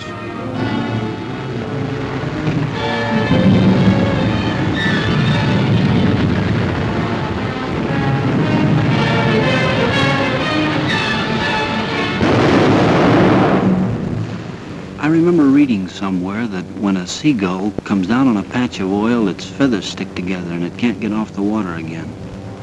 There must have been a lot of dead seagulls around the North Atlantic. Of course, we only saw it happening on the wall map, and yet it was, well, quite real. When I started there, those markers we used reminded me of toys out of some children's game. But soon they became U-boats and ships carrying cargoes, food and supplies and weapons, and men to use them.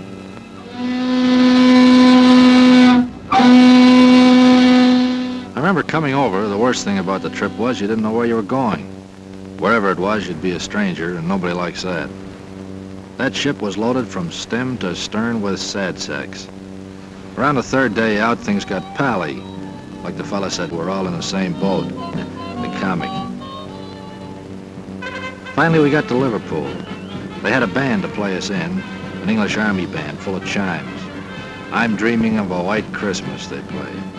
To tell you the truth, it was pretty corny. But nobody said anything because, well, you know, it was a nice gesture. Funny thing, On the way over, you felt like you were the whole works. You couldn't help it. But then, all over the UK, you'd see things that made you begin to realize you were just part of a big proposition. All kinds of things.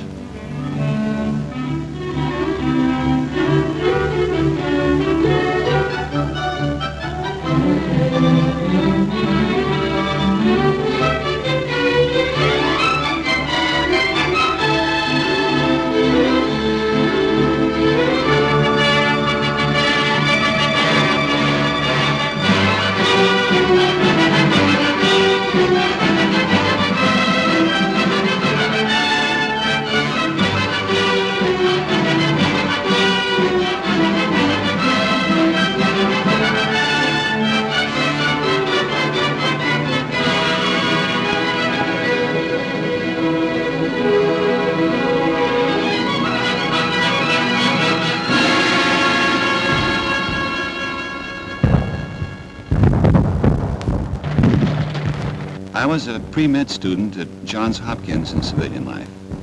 Now, I do know a little something about anatomy, and I say it is scientifically impossible for the human body to stand up to the training we receive. An absolute impossibility. Muscles and tendons and bone structure was not designed to withstand that battering. Don't ask me how it happens that we did stand up to it. I don't know. It has no scientific explanation.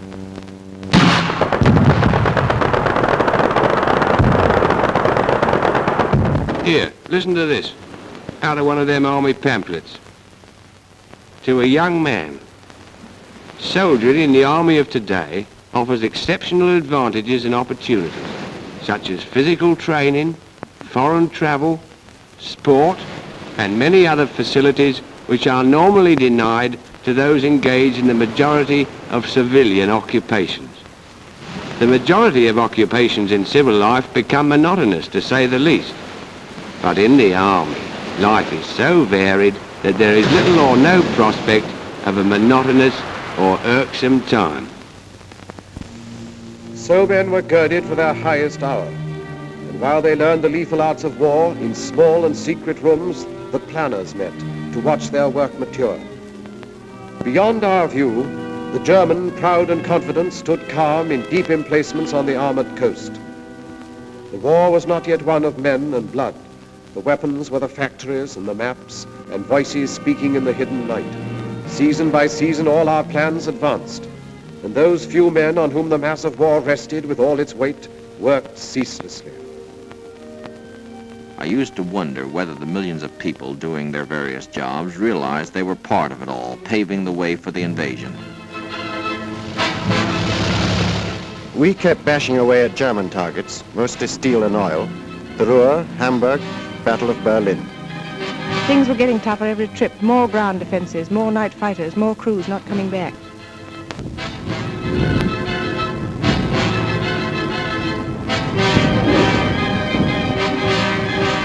We got away early in the morning.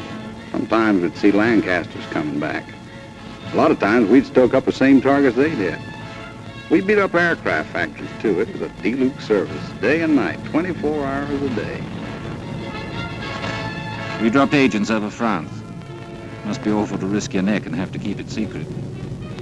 One-man submarines, torpedo boats, commandos. We used them all to bring back cups full of sand from the beaches for analysis. It had to be quick drying with a solid clay foundation. It would have to support 30-ton tanks. I must have photographed nearly every field in France. The real job, of course, was the Caen area, but I didn't know that, nor did Jerry. We dropped stuff to the Maquis, arms, ammunition, sabotage materials, and so on. Then went over ourselves and taught them how to use it. We built it to specification, but we hadn't the least idea what kind of a gadget it was. The only name it had was Mulberry. It was vital to know all about the Seine Bay and the tides. And we trained the men to negotiate those tides and landing craft. Wearing down German sea power in preparation for the day. A special study of the weather along the Normandy coast. Miles of wire netting to the beaches. 7,200 tons of petrol per day. With an underwater pipeline to carry it to France. A white star is the emblem of liberation. Triple inoculation for all personnel. New ships pouring from the stocks. Old ships adapted. Listening to the German radio output for fresh intelligence. That was just part of the pre-invasion work. By December 43, the plan itself was set and we took it to Tehran for final discussion. The three leaders approved the plan. Our Russian forces advancing from the east and invasion from the west. And then the date was set.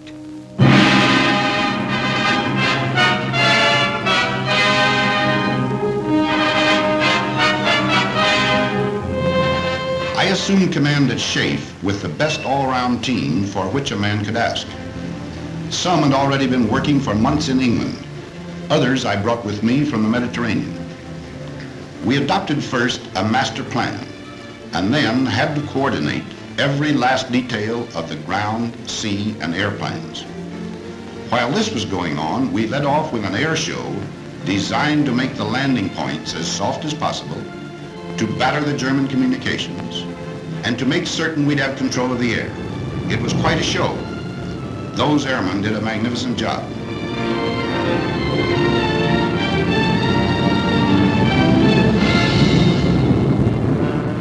We had Polish, French, Czechs, all sorts in our outfit. They'd natter away in the mess about what they'd been up to. The only word you could ever make out was marshalling yards. Us bombardiers seemed to do nothing but look down on French bridges those days. We used to ask each other, have you cut any good bridges lately? Well, finally, there was only one whole railway bridge left over the Seine between Paris and the sea.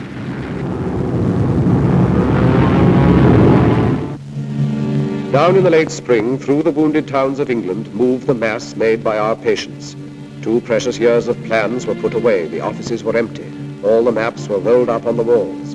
What had been paper at last had come alive. Across the channel, aware of our resolve, with cold contempt, alerted Germans stood beside their guns, and reinforcements rumbled from the Rhine. Their generals were prepared, their might was poised. They looked across the heaving sea and grinned. They would reap harvest of us on the beaches, and even death himself would stand amazed. Yet faint across the groaning of the sea came the thin thunder of a mass of power. Drawn from the great free peoples of the earth, it gathered in the ancient ports of England to crowd upon the steel-encumbered ships.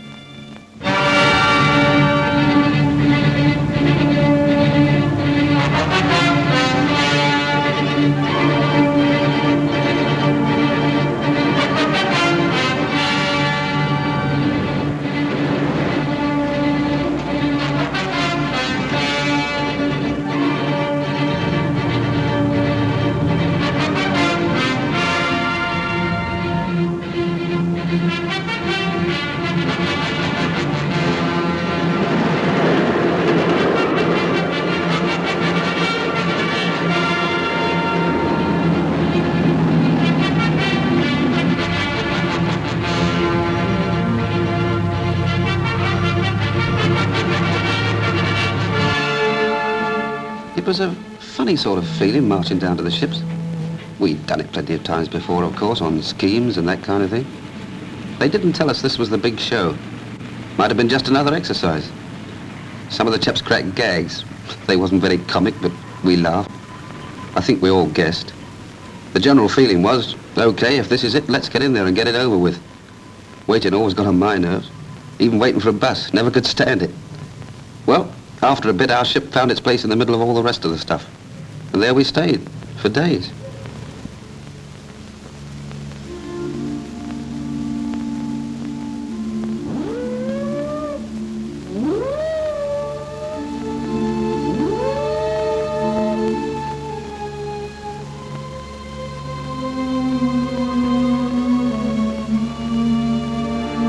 They gave us the final briefing then.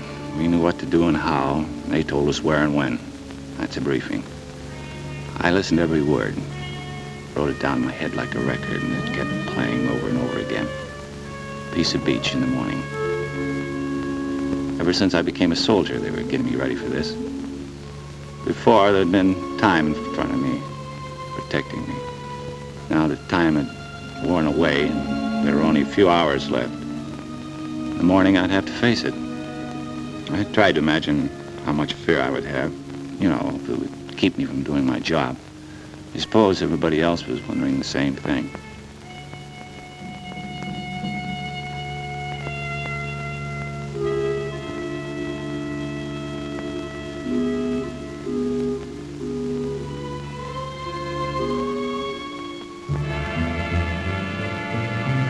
Nobody said anything official, but all of a sudden the ship got much busier.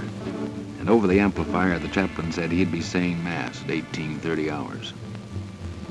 Funny, I don't think I ever believed, even after the final briefing, that the invasion was going to come off. Then a voice in the loudspeaker said, "Men who wish to take their anti-seasick pills should take the first one now." That did it.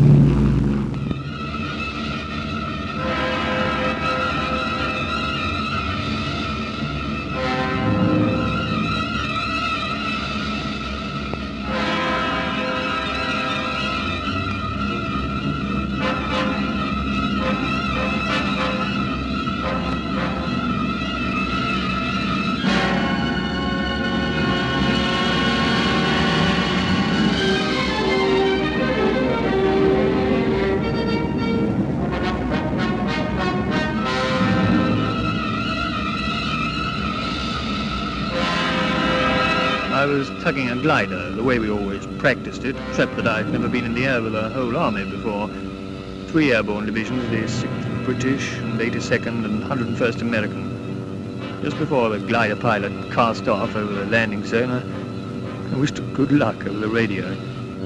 It seemed a sort of inadequate thing to say. As Supreme Commander, let me break in at this point to say just a word about the Navy. From the moment of embarkation to that of landing, the full burden fell upon the Navy and our merchant fleets. They had to sweep the mines, bombard the coastal batteries, marshal and protect the transports along the coastline preparatory to landing, and, finally, man the small boats that carried the soldiers to the beach. On that day, there were more than 8,000 ships and landing craft on the shores of Normandy. It was a most intricate task and a vital one for the success of our plans. The courage, fidelity, and skill of the Royal and American Navies have no brighter page in their histories than that of June 6, 1944.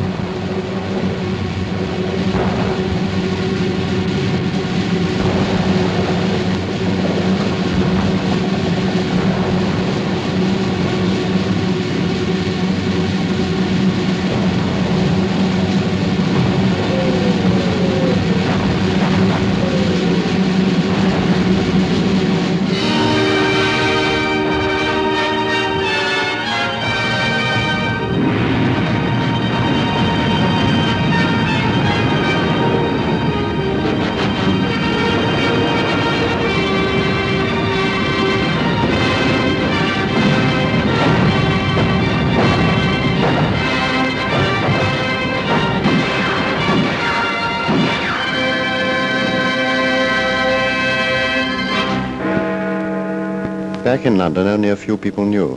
It was a well-kept secret. Around daybreak, we correspondents were called and told to be at the Ministry of Information at 8. Then they told us.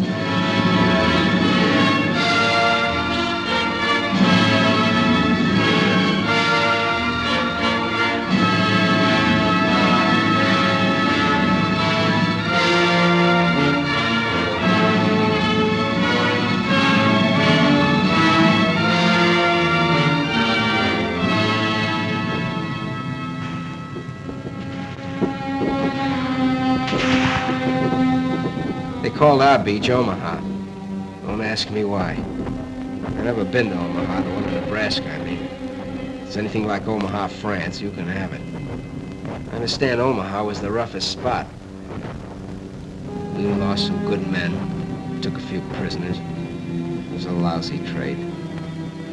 We've been told what to expect, so it wasn't like a surprise or anything. It just, well, when it really happens, it's different. For a while there, we were pinned down, but a lucky thing, the other beaches were going better, so we got a little more than our share of the old teamwork. Navy come in, the air guys, and finally we got moving good. You know, you hear a lot about how long it takes to make battle-hardened soldiers out of green troops. Listen, I got to be a veteran in one day. That day. So they paved the beaches with their blood and lurched across the dunes and reached the roads. The German parried fiercely. In the depths of rich green pastured Normandy, the 3 airborne divisions, first of all to land, fought lion-like against most grievous odds. And loud across the cratered face of France came German reinforcements. From Berlin, a voice cried out the Allies must be hurled into the sea before another day had burned its hole in history. Locked in battle, the armies clashed. Our first objective, then, was to merge all the beachheads into one, and 50 miles of men drive on together beyond the red sands through the broken wall.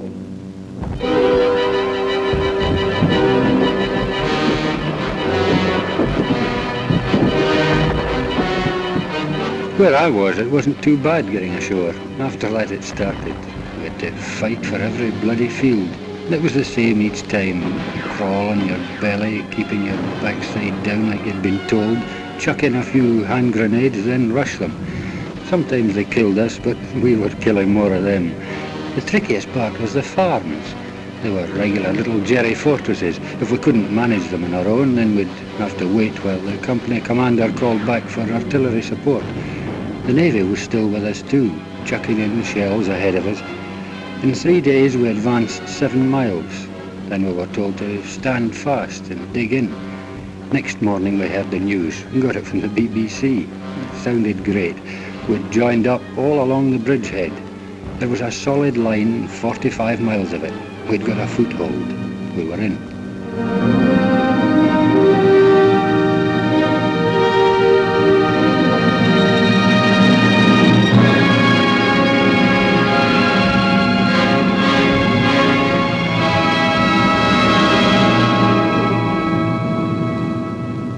We didn't have to do much navigating to get there. You just followed the convoys.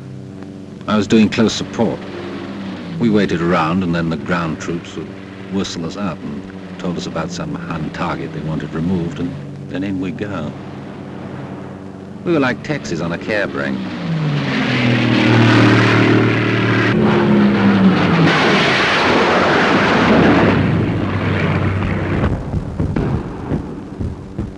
There's something nice about a beach, any beach. You think of a beach, and chances are you'll remember something nice, like a party or a picnic. Pals from the old days, girls in bathing suits. But the one I worked, Utah, looked more like a freight yard once we got going. For quite a while, we brought most supplies right over the open beach, like we'd practiced it and like we'd made up as we went along.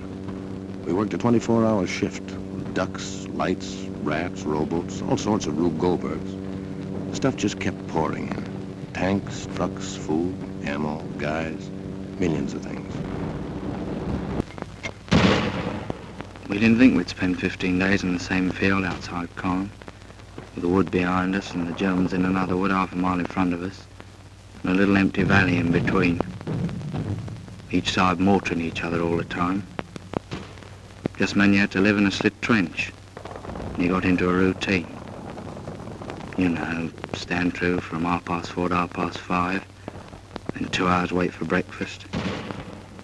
Came up fairly hot. Tin bacon or sausage, tea, and of course biscuits. We've been living on compo food since D-Day. It was good food, but, well, you know, you got tired of it. I'd have given a lot for a slice of fresh bread and butter or a cup of fresh tea. 15 days is a long time to stay in one place and be mortared.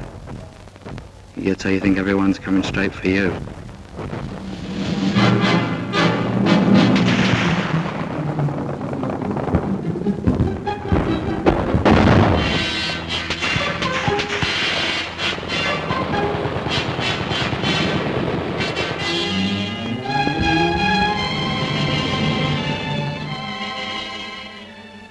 I can remember every case we ever had, especially the first one. The ambulance brought him in late one afternoon. I came over to where he was lying, and he looked up and grinned. I asked him how he felt. He said something about the German with a machine pistol using him for a dartboard. He was quiet and patient and a little bewildered. He'd never been hurt before. He asked how the fighting was going, then he passed out. The doctor came over and looked at his wounds and then swore. Said he had no business to be alive. We put him on the operating table and did what we could. The doctor kept swearing all the time he was operating. We couldn't stop the bleeding. I remember the radio news that night. They said the casualties had been surprisingly light.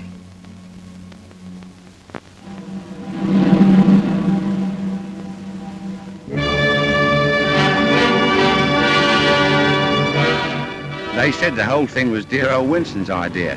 A collapsible prefabricated harbour with everything on it except a naffy. Well, I wouldn't put it past him. It's the sort of idea he would have. Worked in the end. Mulberry, they called it. Well, I felt pretty good about it because I'd watched it grow right from the sinking of the first ships for the outer breakwater. And further along to the west, the Yanks had brought one over too.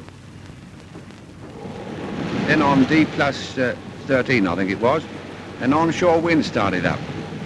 Not much at first, but it got worse. And unloading onto the open beaches got very tricky. We heard that over on the Yank section, the other harbour had been put right out of action. And when the wind dropped, old Mulberry looked pretty sick. And up to that time, it was the only bleeding harbour we had.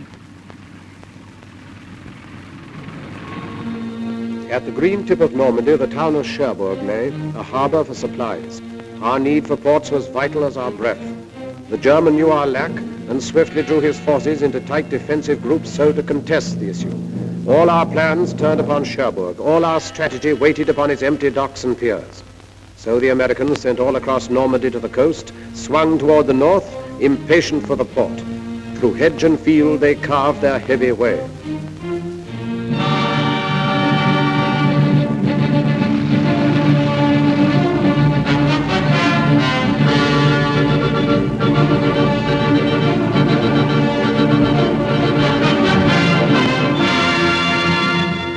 You remember back now when it seems like we took Cherbourg a couple of days after we hit the beach. Actually, it took 19 days to cover 30 miles. 30 miles and about 92,000 hedgerows, and a battle at every hedgerow. Otherwise, it was nice country, like Connecticut. Pretty trees and orchards, lots of cows, and nice little farmhouses. The apples were too green to eat, I remember. We hit it off fine with the people. Farmers, nice people. It got tougher when we pulled up on the outskirts of Cherbourg. They had great defenses. Then the artillery really carried the ball. For 3 days we sucked it to them. Sometimes we were pouring in at point-blank range over open sights. Finally, old von Schlieben, the German commander, tossed in the sponge. That's after telling his men to fight to the death. We took Cherbourg on June 25th. Everything was rosy except the harbor we come from. The Jerrys had really smeared that harbor. But right away our guys went to work cleaning it up. And the way they tore into it, you could see that pretty soon it'd be waiting for us fine. Then, well, we fought our way up the peninsula. Now we'd have to fight our way out of it.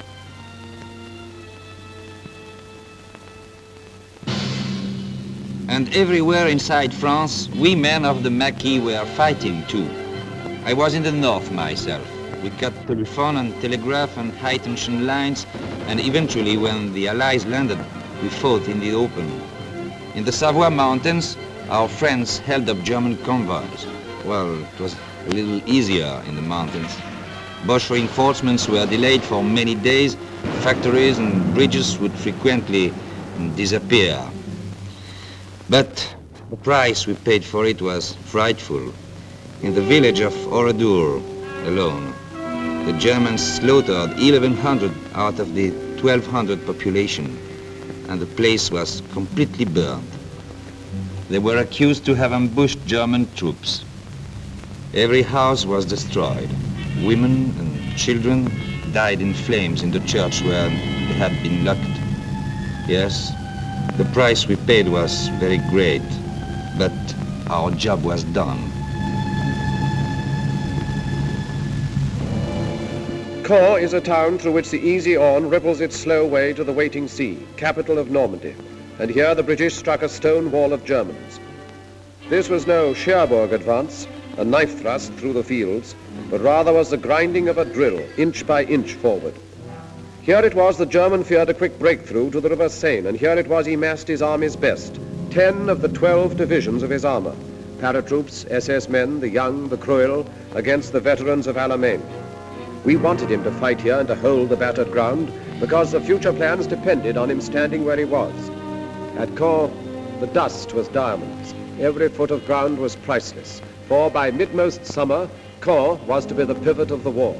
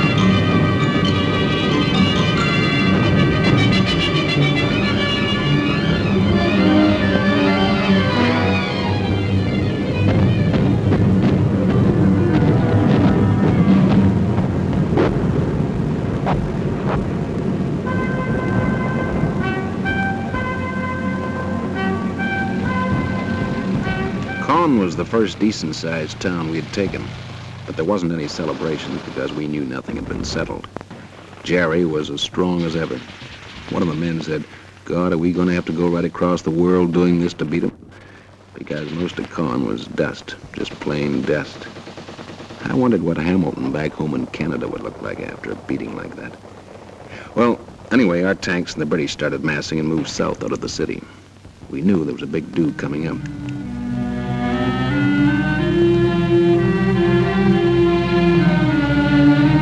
The show for us began south of Caen, where the Poles joined up with us.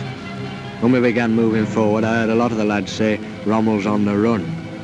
But I'd been at Alamein, I knew he wasn't on the run. And I was right. There was nothing lovely about the battle south of Caen. No pincer movements, no outflanking, no nothing like that. Just an hard, bitter, bloody slogging match. We had to stay there and give as good as we got, even if we couldn't give better.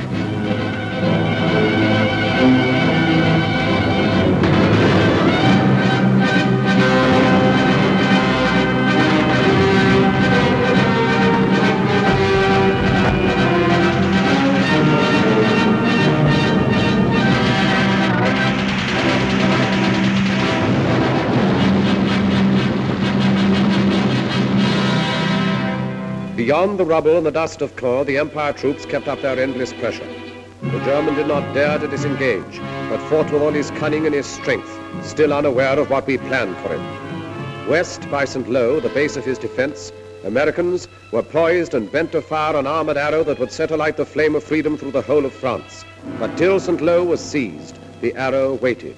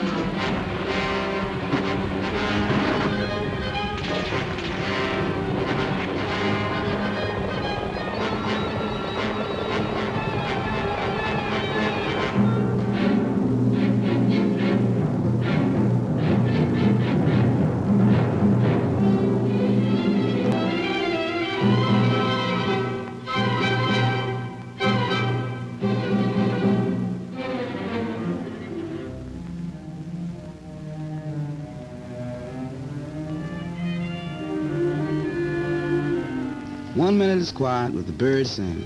The next minute, the column of Sherman tanks coming around the corner going wide open. My buddy says, where those tanks come from? So I ask the tanker. He yells down there, the Third Army taking off. Been waiting for 3 weeks. Prepared somebody let the rabbit out of the hat. Man, what a rabbit. With pearl-handled revolvers. When I think back to the breakthrough, I don't seem to be able to remember anything but the French people.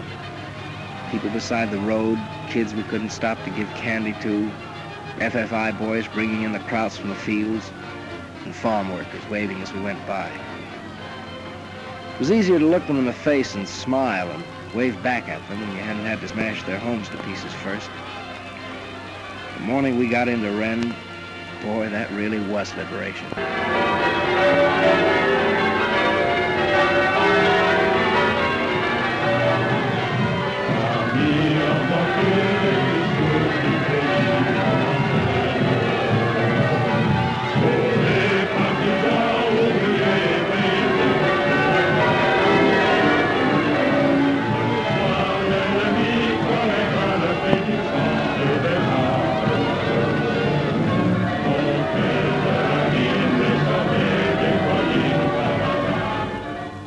At Rennes, American armor planned to drive east and northeast, and thus surround and take the German Caen divisions in the rear. The foe laid plans to stop the Arrow dead by cutting its supply route at the point where it stretched narrowest along the coast. So a great force exploded toward Mortain, hoping at Avranches to achieve the sea and drag our hopes down to the smoking ground.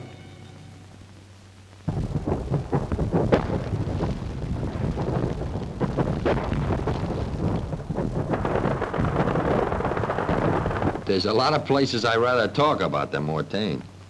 That's where I got hit. We've been going great up to there.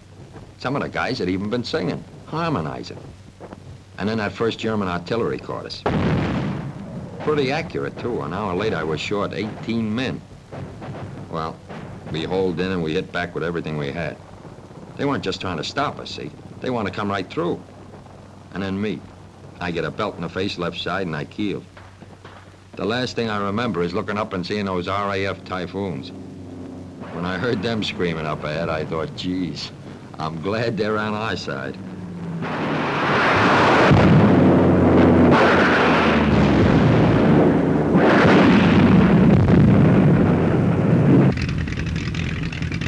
I was sitting in front of the intelligence office doing a bit of sunbathing when headquarters came through saying the area northwest of Mortain was packed with German armor heading west.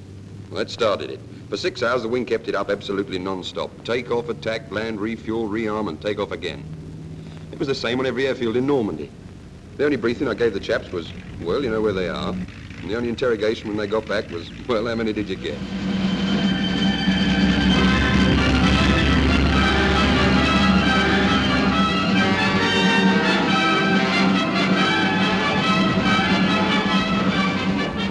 Three days it lasted. Every kind of soldier was in there and every weapon. For me, it was just eating and smoking and loading at 105. No sleeping. Then things quieted down and the word came back. We stopped them cold. Everybody felt like celebrating, but that was a tough order out there. I tried drinking a whole bottle of cough medicine. It worked fine. I got stiffer than a plank. The counterattack, which took us by surprise, still did not hinder our deceptive plans, for down from Caen the foe had drawn a force and left his north flank weakened. Now the stage was set. Toward Falaise swept the Empire troops together with the Poles. The German heard behind his back American armor churned toward Argenton. Out-generaled and out-fought, he found himself within a closing trap.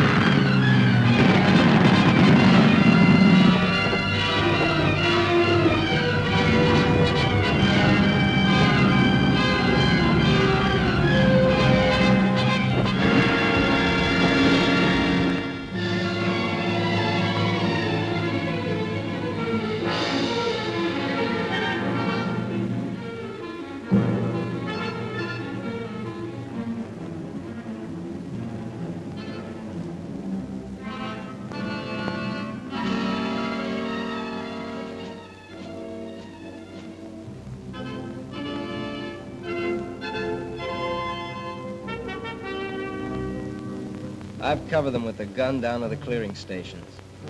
Thousands of them, and all kinds. The tough ones with the smile froze stiff on their faces by shell fire.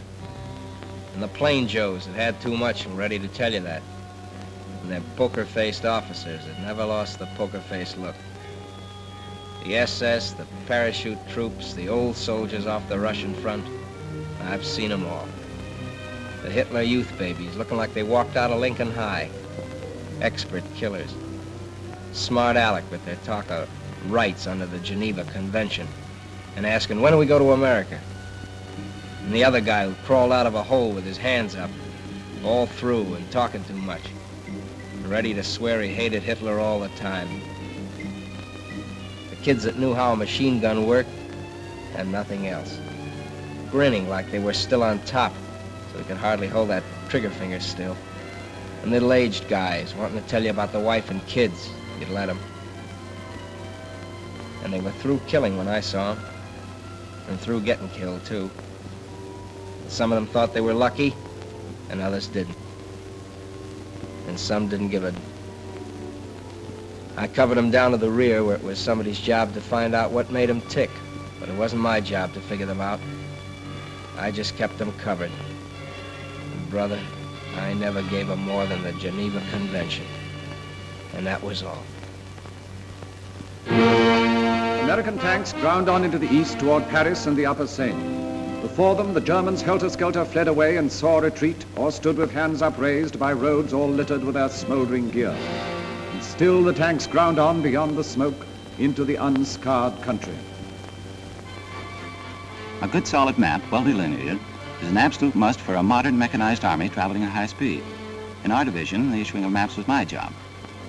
When we broke out of the Cherbourg Peninsula, my department had the situation well in hand. Then for us, everything went mad, stark, raving mad. One morning I woke up and the army had gone right off the map, absolutely right off the map. So we rushed through an order for 500,000 maps of the Orléans region. They arrived in due time. To our horror, the army progressed far beyond the Orléans region. It was off the map again. This was a period of acute crisis for me. I gave the highest priority to a fresh order of maps of the Paris area. We refused to be licked by this situation.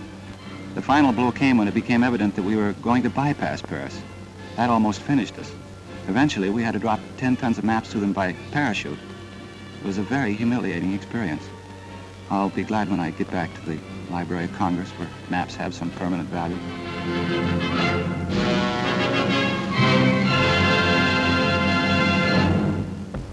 While the Allies were fighting near Paris, we French soldiers of the Leclerc Division were fighting in the Normandy fields. And suddenly an order came.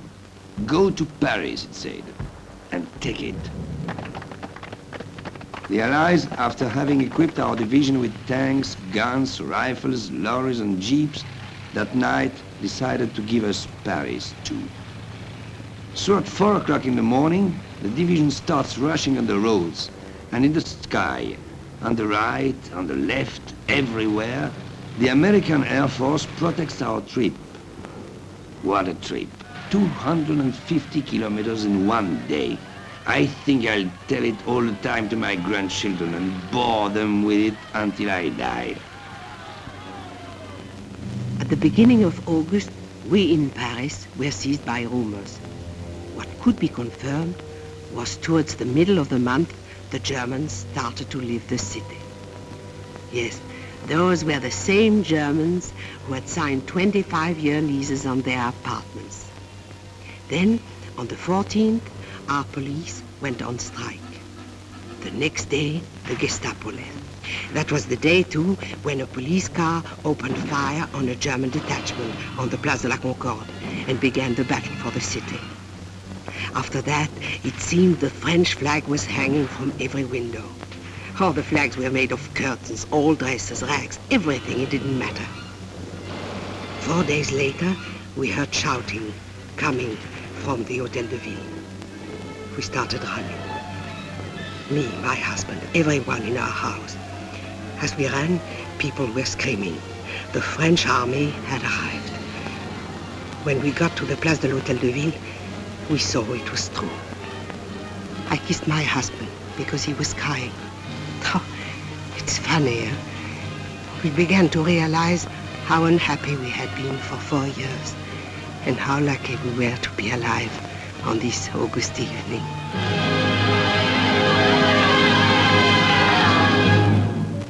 The great pursuit was on. At last the Battle of France was ending, when all suddenly another D-Day stunned the shaken foe. 2 armies struck, American and French, along the broad-beached southern coast of France. Then north, the 2 new armies rolled like waves to join the forces moving on the Reich. Beyond the Seine, where from 100 sites the Germans launched their flying bombs and brought death and destruction on the English towns, our valiant armies went about the task long since assigned them. Toward the Reich frontiers, Americans advanced. Against the ports hugging the Channel, garrisoned in force by desperate foes, Canadians were sent. And in a thunderous sweep, the British armor surged toward awaiting Brussels.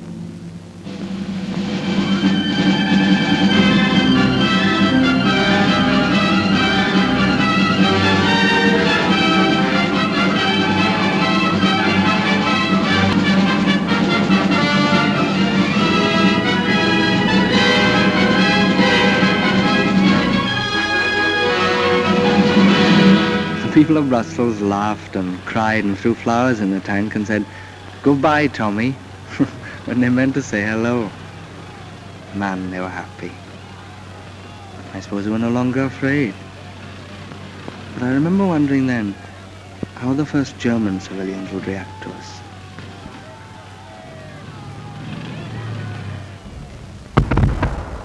I remember one day we were coming across a big flat field. Didn't look like nothing special. I hopped a barbed wire fence and a guy says to me, "Guess what?" So I says, "What?" So he says, "You're in Germany. There's a sign over there says." Then like a dope I thought, well, it won't be long now. I won a quid over the fall of Paris and 10 bob on Brussels.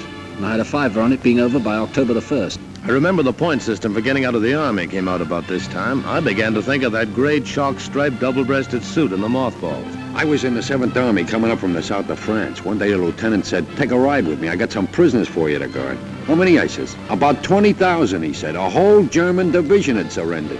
We Canadians were advancing in the north. And one day we came across a thing I'd never seen before. I guess it's a flying bomb sight, the officer says. Well, that really made me feel good. The prisoner told us the newest Jerry gag. If an aircraft shows up white, it's American. If it shows up dark, it's British. And if it never shows up, it's the Luftwaffe. Every time they sent me along to set up a forward switchboard and I got my earphones on, I found out that the rear switchboard had leapfrogged 5 miles ahead. I wrote to the old man in St. Louis. He owns a men's store.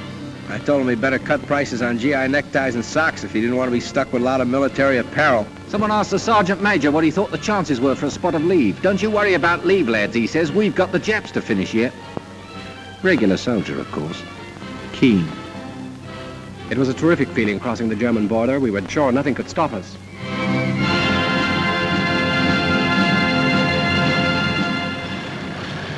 Every line must somewhere have an end. In southeast Holland, nothing lay between the British Army and the German plain except 2 rivers and a town. And so we made our plans. To send an airborne army down to seize Eindhoven and the bridges at Nijmegen and Arnhem. Then to hold them for the force that would sweep up like thunder from the south.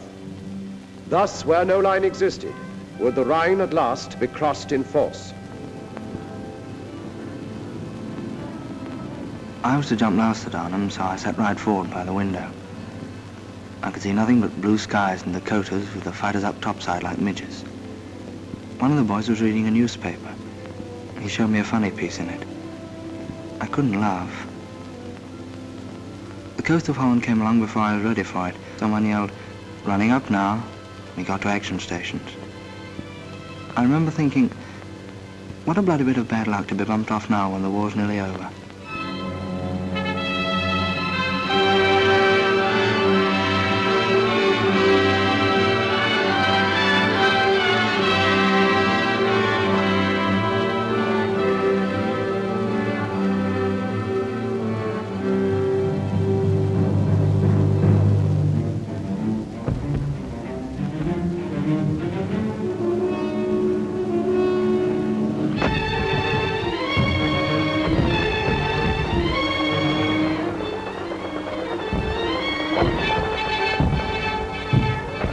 The Limeys drop it on them, and we come down and go to a place called Eindhoven, Holland. She goes good. We get right, dig in, set up a defense perimeter, and wait for the British Army to come up. And we join them and head out for Nijmegen. The bridge at Nijmegen hardly had a mark on it.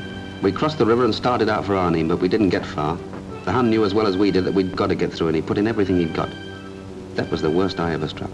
Knowing our men were there waiting at Arnhem, and we couldn't get to them. At Arnhem, we got ourselves well dug in, us and some of the posts. We were short of ammo and food. That was our main worry. I'll never forget those supply dropping missions. The way Jerry let loose at them, the way they just came straight on into it. Towards the end, we knew the situation was bad. We knew we were hemmed in. We knew it was possible we wouldn't get out. More than anything, I remember the way everyone behaved. Men you knew as the toughest fighters became gentle, kind and considerate to each other. I knew a lot more about men after Arnhem. The guns died out in Arnhem. Then we knew the greatest gallantry was not enough to cross the final bridge. And now no choice remained to us.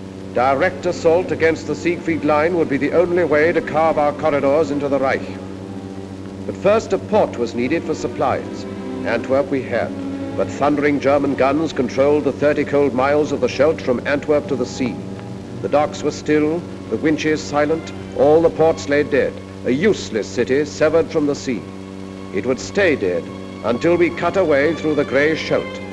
So the battle formed to free the estuary for our ships. I covered that battle for the Associated Press. I only wish I could have written the story with the greatness of the men who fought it. It was vicious and fearsome fighting all the way. The Canadians and the Poles clearing the south bank of the river, the Royal Navy and Marines and Norwegians charging knee-deep in blood and water into the mouths of the 9-inch shore guns at West Capelle. It was the kind of fighting that makes legends. And the minesweeping of the Scheldt afterwards. It was the greatest operation of its kind in history. The cost of that first ship into Antwerp harbor was the lives of thousands of our bravest men. I reported it as well as I could, but their memory deserves more than words.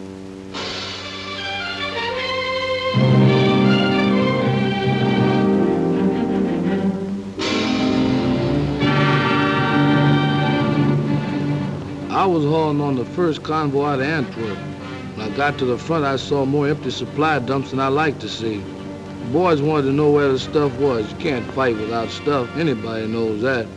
I made lots of trips. I don't know how many. Driving all day, all night, singing so as to keep awake. Songs like, Milkman, Keep Those Bottles Quiet.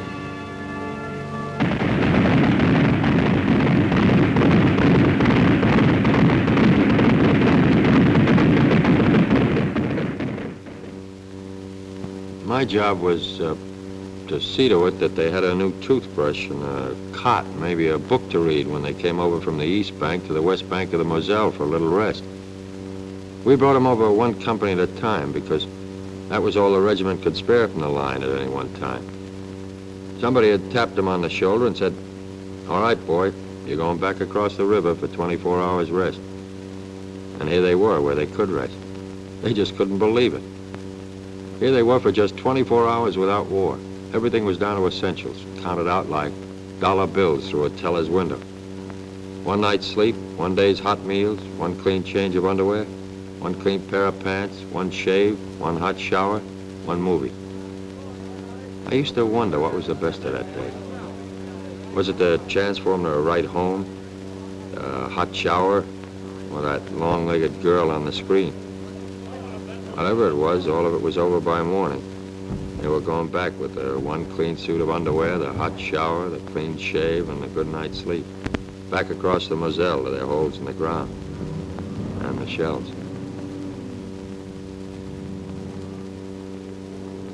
By that time, we knew we were going to see a winter campaign. There was no way out of it. The Germans were dug in and they were tough. And it was plain that until we got a lot stronger, we weren't going anyplace. The squadron was operating whenever it could. There wasn't a lot of flying. We were iced up and fed up.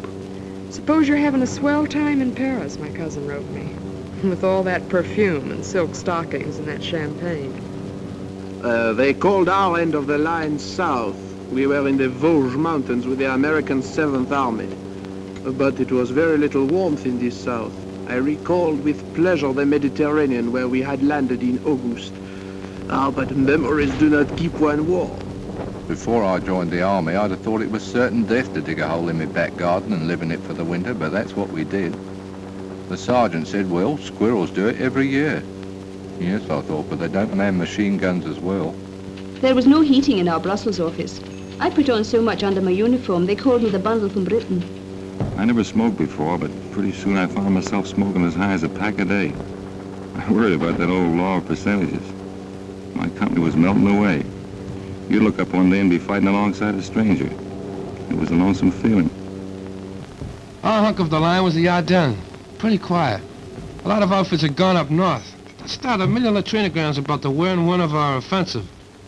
Then one day I'm standing guard and these shells start. I thought for a minute this was it. Till I realized these shells weren't outgoings, brother. They were incomings. Next thing I knew, German tanks. It was an offensive, all right, but it was going the wrong way.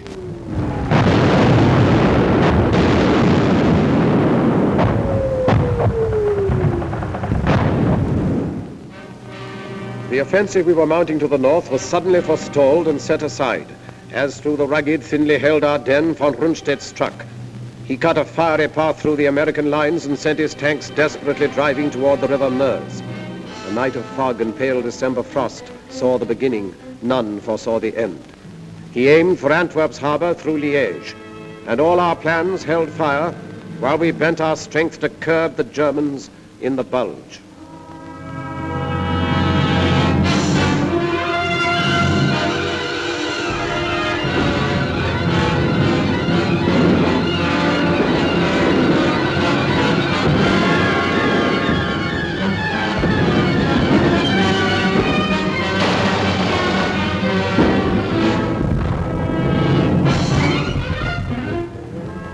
One night I was a replacement in England playing shove halfpenny in a pub. The next day they shoved me in an aeroplane, and that night I was fighting Germans and being kicked around. I don't know about the other outfits, but mine was being cut to ribbons. They were dropping all around me. The thing that still sticks in my head is the medics. The only weapon they had was a needle, but they were around right where it was the hottest. You'd hear that yell, medic, medic, and they'd always be there.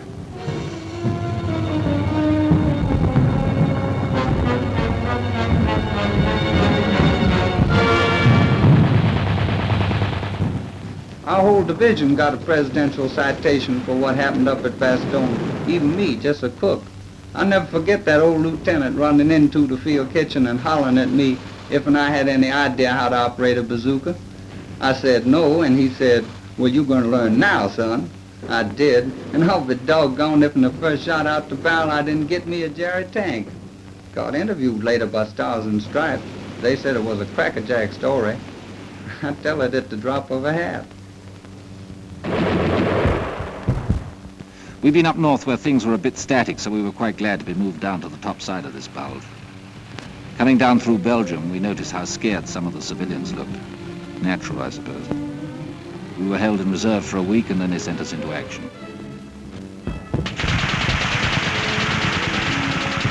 On account of the fog, we couldn't get any air coordination. You sure miss it bad when you've gotten used to it all the way since D-Day. And then on December 24th, like a Christmas present, that sun come up, and after a while we was giving him the old 1-2 again.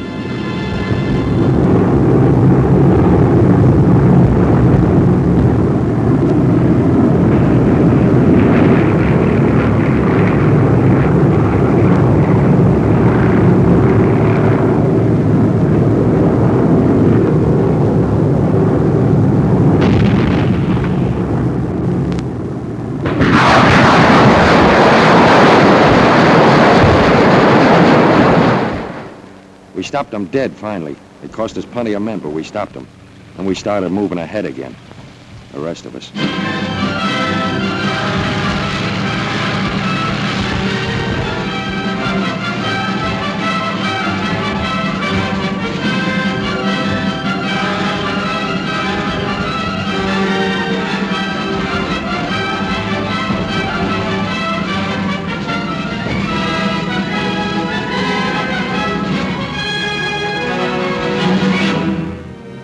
Rundstedt reeled back on a recoiling spring. His great attempt was over, and his armies that had devoured such a wealth of blood sagged sodden towards the Rhine.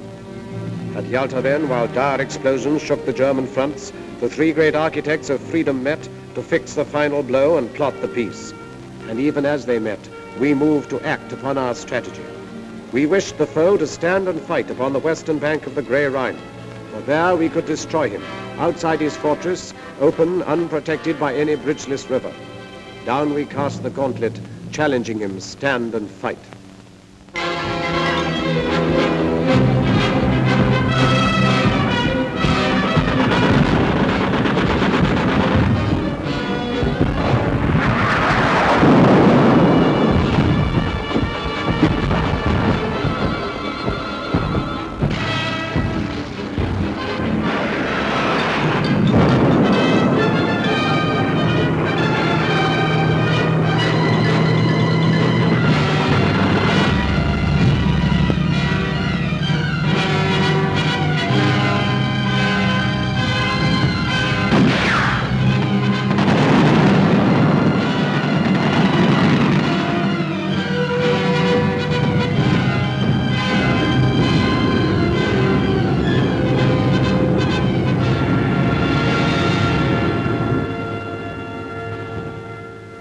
We were attacking the north with the Canadians, round about the Reichswald forest and the Dutch frontier area.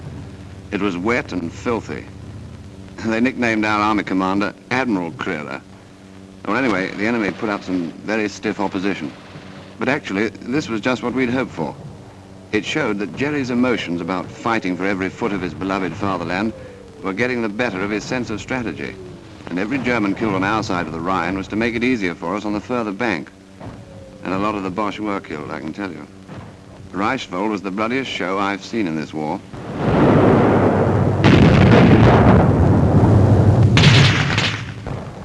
It was one of a push. The captain told me 8 divisions. He usually knows. He follows things like that.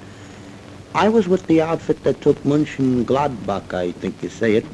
There weren't many civilians in the streets, and even the ones that were there we weren't supposed to talk to unless we had to. There was a $65 rack for fraternization. I wonder how they happened to figure out that number. I mean, why 65? We could see the Cologne Cathedral a long time before we got there. That tower was our objective. It was on the Rhine River. We went fast, and by the time we got in the town, there wasn't too much fight left in it. Cologne was mangled, all right, but there were still a few buildings standing. I was sorry. I thought of those French cities. Flattened. Anyway, we got our objective. Now we had to cross that river. I thought they must be very short of men when they put us sailors into battle dress, lugged the assault boats on the trucks and sent us across Belgium by road. You talk about silent service. I'd never been sick at sea, but I was sick as a dog on the road. When we reached our destination, I was feeling lousy, longing for a breath of sea air, and found the whole bloody landscape under a stinking smoke screen. Like London it was. The next day we got up to the Rhine. It was good to get a glimpse of the water again.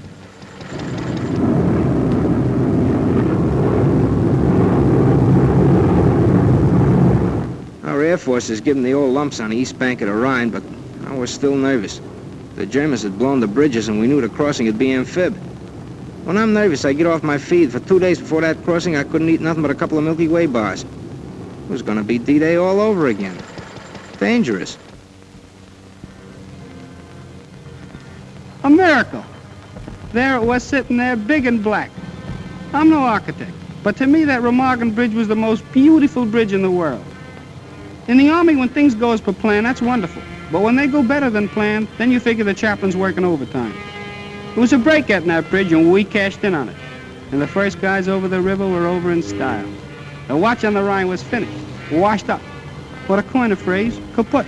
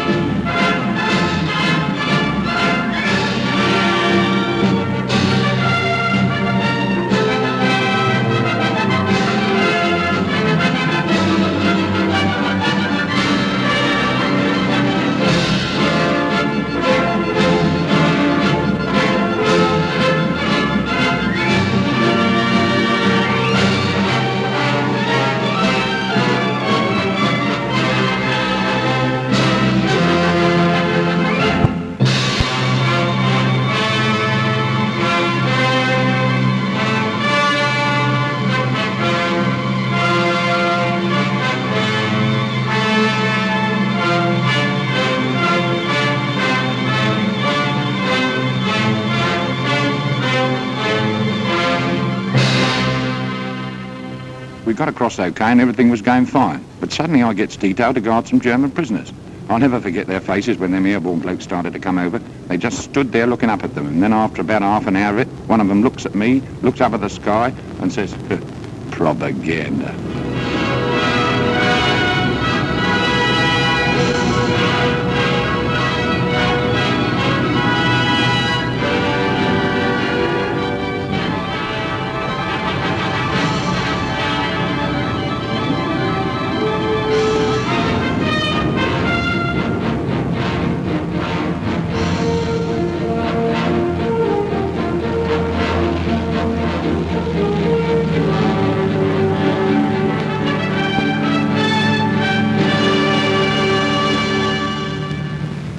The Ruhr pocket was the first big objective across the Rhine. We and the heavies sealed it off, then the ground forces wrapped it up. After that, they exploded in all directions. Cut the Jerry armies up in pockets, then take them one by one. That was the program. The Third Reich was being carved up like a Christmas turkey. Chasing the Boche was getting a little bit monotonous. We hardly ever saw him, only burning houses, a few shells, and occasional sniper's rifle shot. It was a silly kind of defiance, I thought. And then one day the routine was broken. We came across a prisoner of war camp, other ranks, Yanks mostly. They went mad when they saw us, screeched Red Indian war cries, pummeled one another, and asked what the news was. I seemed ashamed to tell them when they were so happy. Well, there was nothing for it. I told them. President Roosevelt died yesterday afternoon, I said. You should have heard them quieting down. For once in this campaign, they all felt as though they'd suffered a major defeat. I'd have liked to have stayed there, talking to them, trying to cheer them up, but we had no time to lose. Jerry only had a few hundred square miles of earth left to scorch. Our job was either to hurry him up or scorch it for him. We were on the home stretch, cutting deeper all the time, when we ran into these displaced persons, slave workers. They were sick and hungry from all over Europe. The roads were jammed with them, but they kept out of the way and didn't give us any trouble.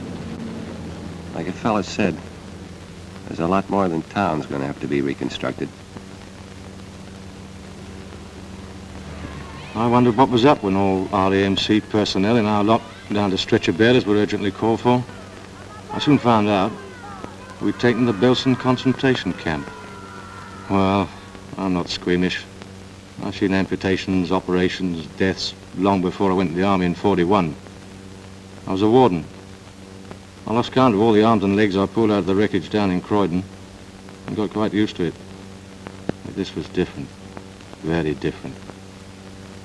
I don't know any words big enough to make you understand what we all felt. All I can say, and I'm proud of this, is that I had to fall out and be quickly sick in the courtyard. As I say, I'm not squeamish, but, well, I'm human and thank God for it. The government sent a few of us congressmen over to see those camps, and if there's anybody left who wonders if this war was worth fighting, well, I wish they could have been along. There it was, right in front of us, fascism and what it's bound to lead to wherever it crops up. I talked to some of the prisoners, the ones that had the strength to talk. Their offenses were the usual Nazi crimes, you know, wrong religion, or wrong race, belonging to a union, or the wrong political party. In Germany, it led to over 400 camps, like the ones I saw. It was the worst thing I ever saw in my life, and I wouldn't have missed it for anything.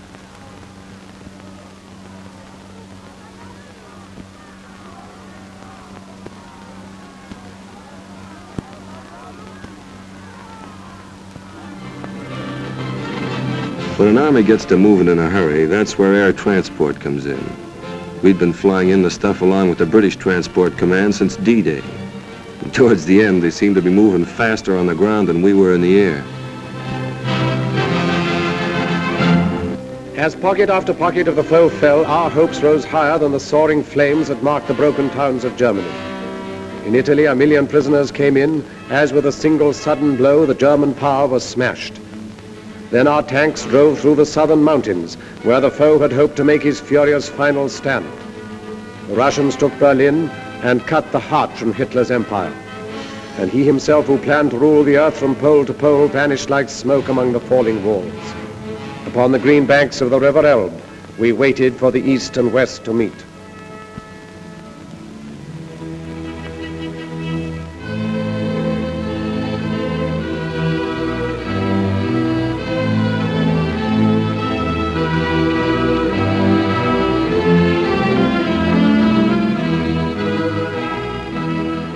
We linked up with the Ruskies at the Elbe River.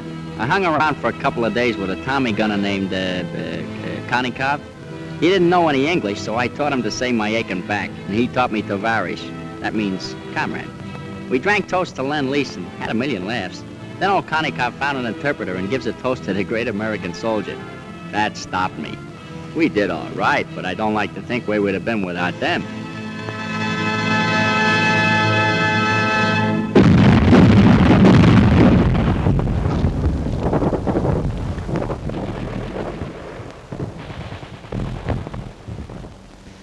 We were going towards the Danish frontier, Bremenfeld, then Hamburg. The rot was setting in. 1.5 million surrendered in the north. The fighting was nearly over and our job was beginning. We'd been training a long time for the administration of Germany, and we were prepared for plenty of trouble. Sabotage, passive resistance, or perhaps something more violent. You know, werewolves in sheep's clothing. But as it turned out, most of them were docile and did what they were told. They seemed healthy, well-fed. Their disease was in their minds. A German woman, looking at what was left of her town, said to me, "If only you'd given up in 1940, none of this need have happened."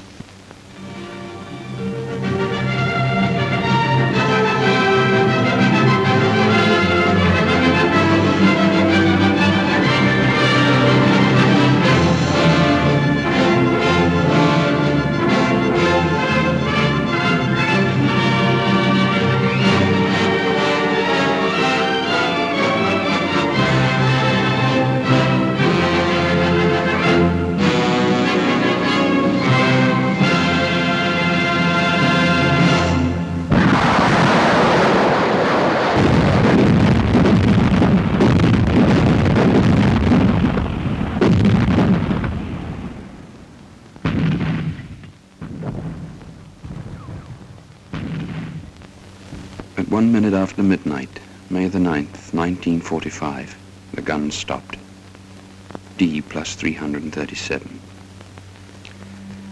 Now it starts. All the arguments about who won the war. Well, here's what I say. That no country on earth could have won it alone. So what does that mean? That anybody who wants to take a bow by himself is not only boasting, but nuts. I spent 4 years in the infantry, and I saw my share. And during that time, I only met 3 men that liked to fight, and they were a little cracked. But it had to be done. Now that it's over, I feel good, except for one thing. All this talk about World War III. These big pessimists that talk so easy about another war just didn't see this one, or enough of it. We watched them bringing in some high-up prisoners, quite ready to be friendly, some of them. I was thinking of fellas I'd known who'd bought it. Crashed, shot down, missing. Right through from the Battle of Britain. I remembered their faces, or some joke they'd played, or maybe just the way they laughed or something. There seemed to be such a lot of them, I remembered.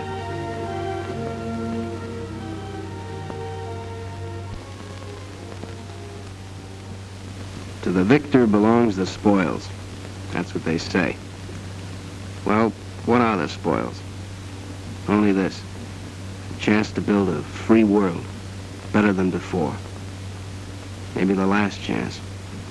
Remember that.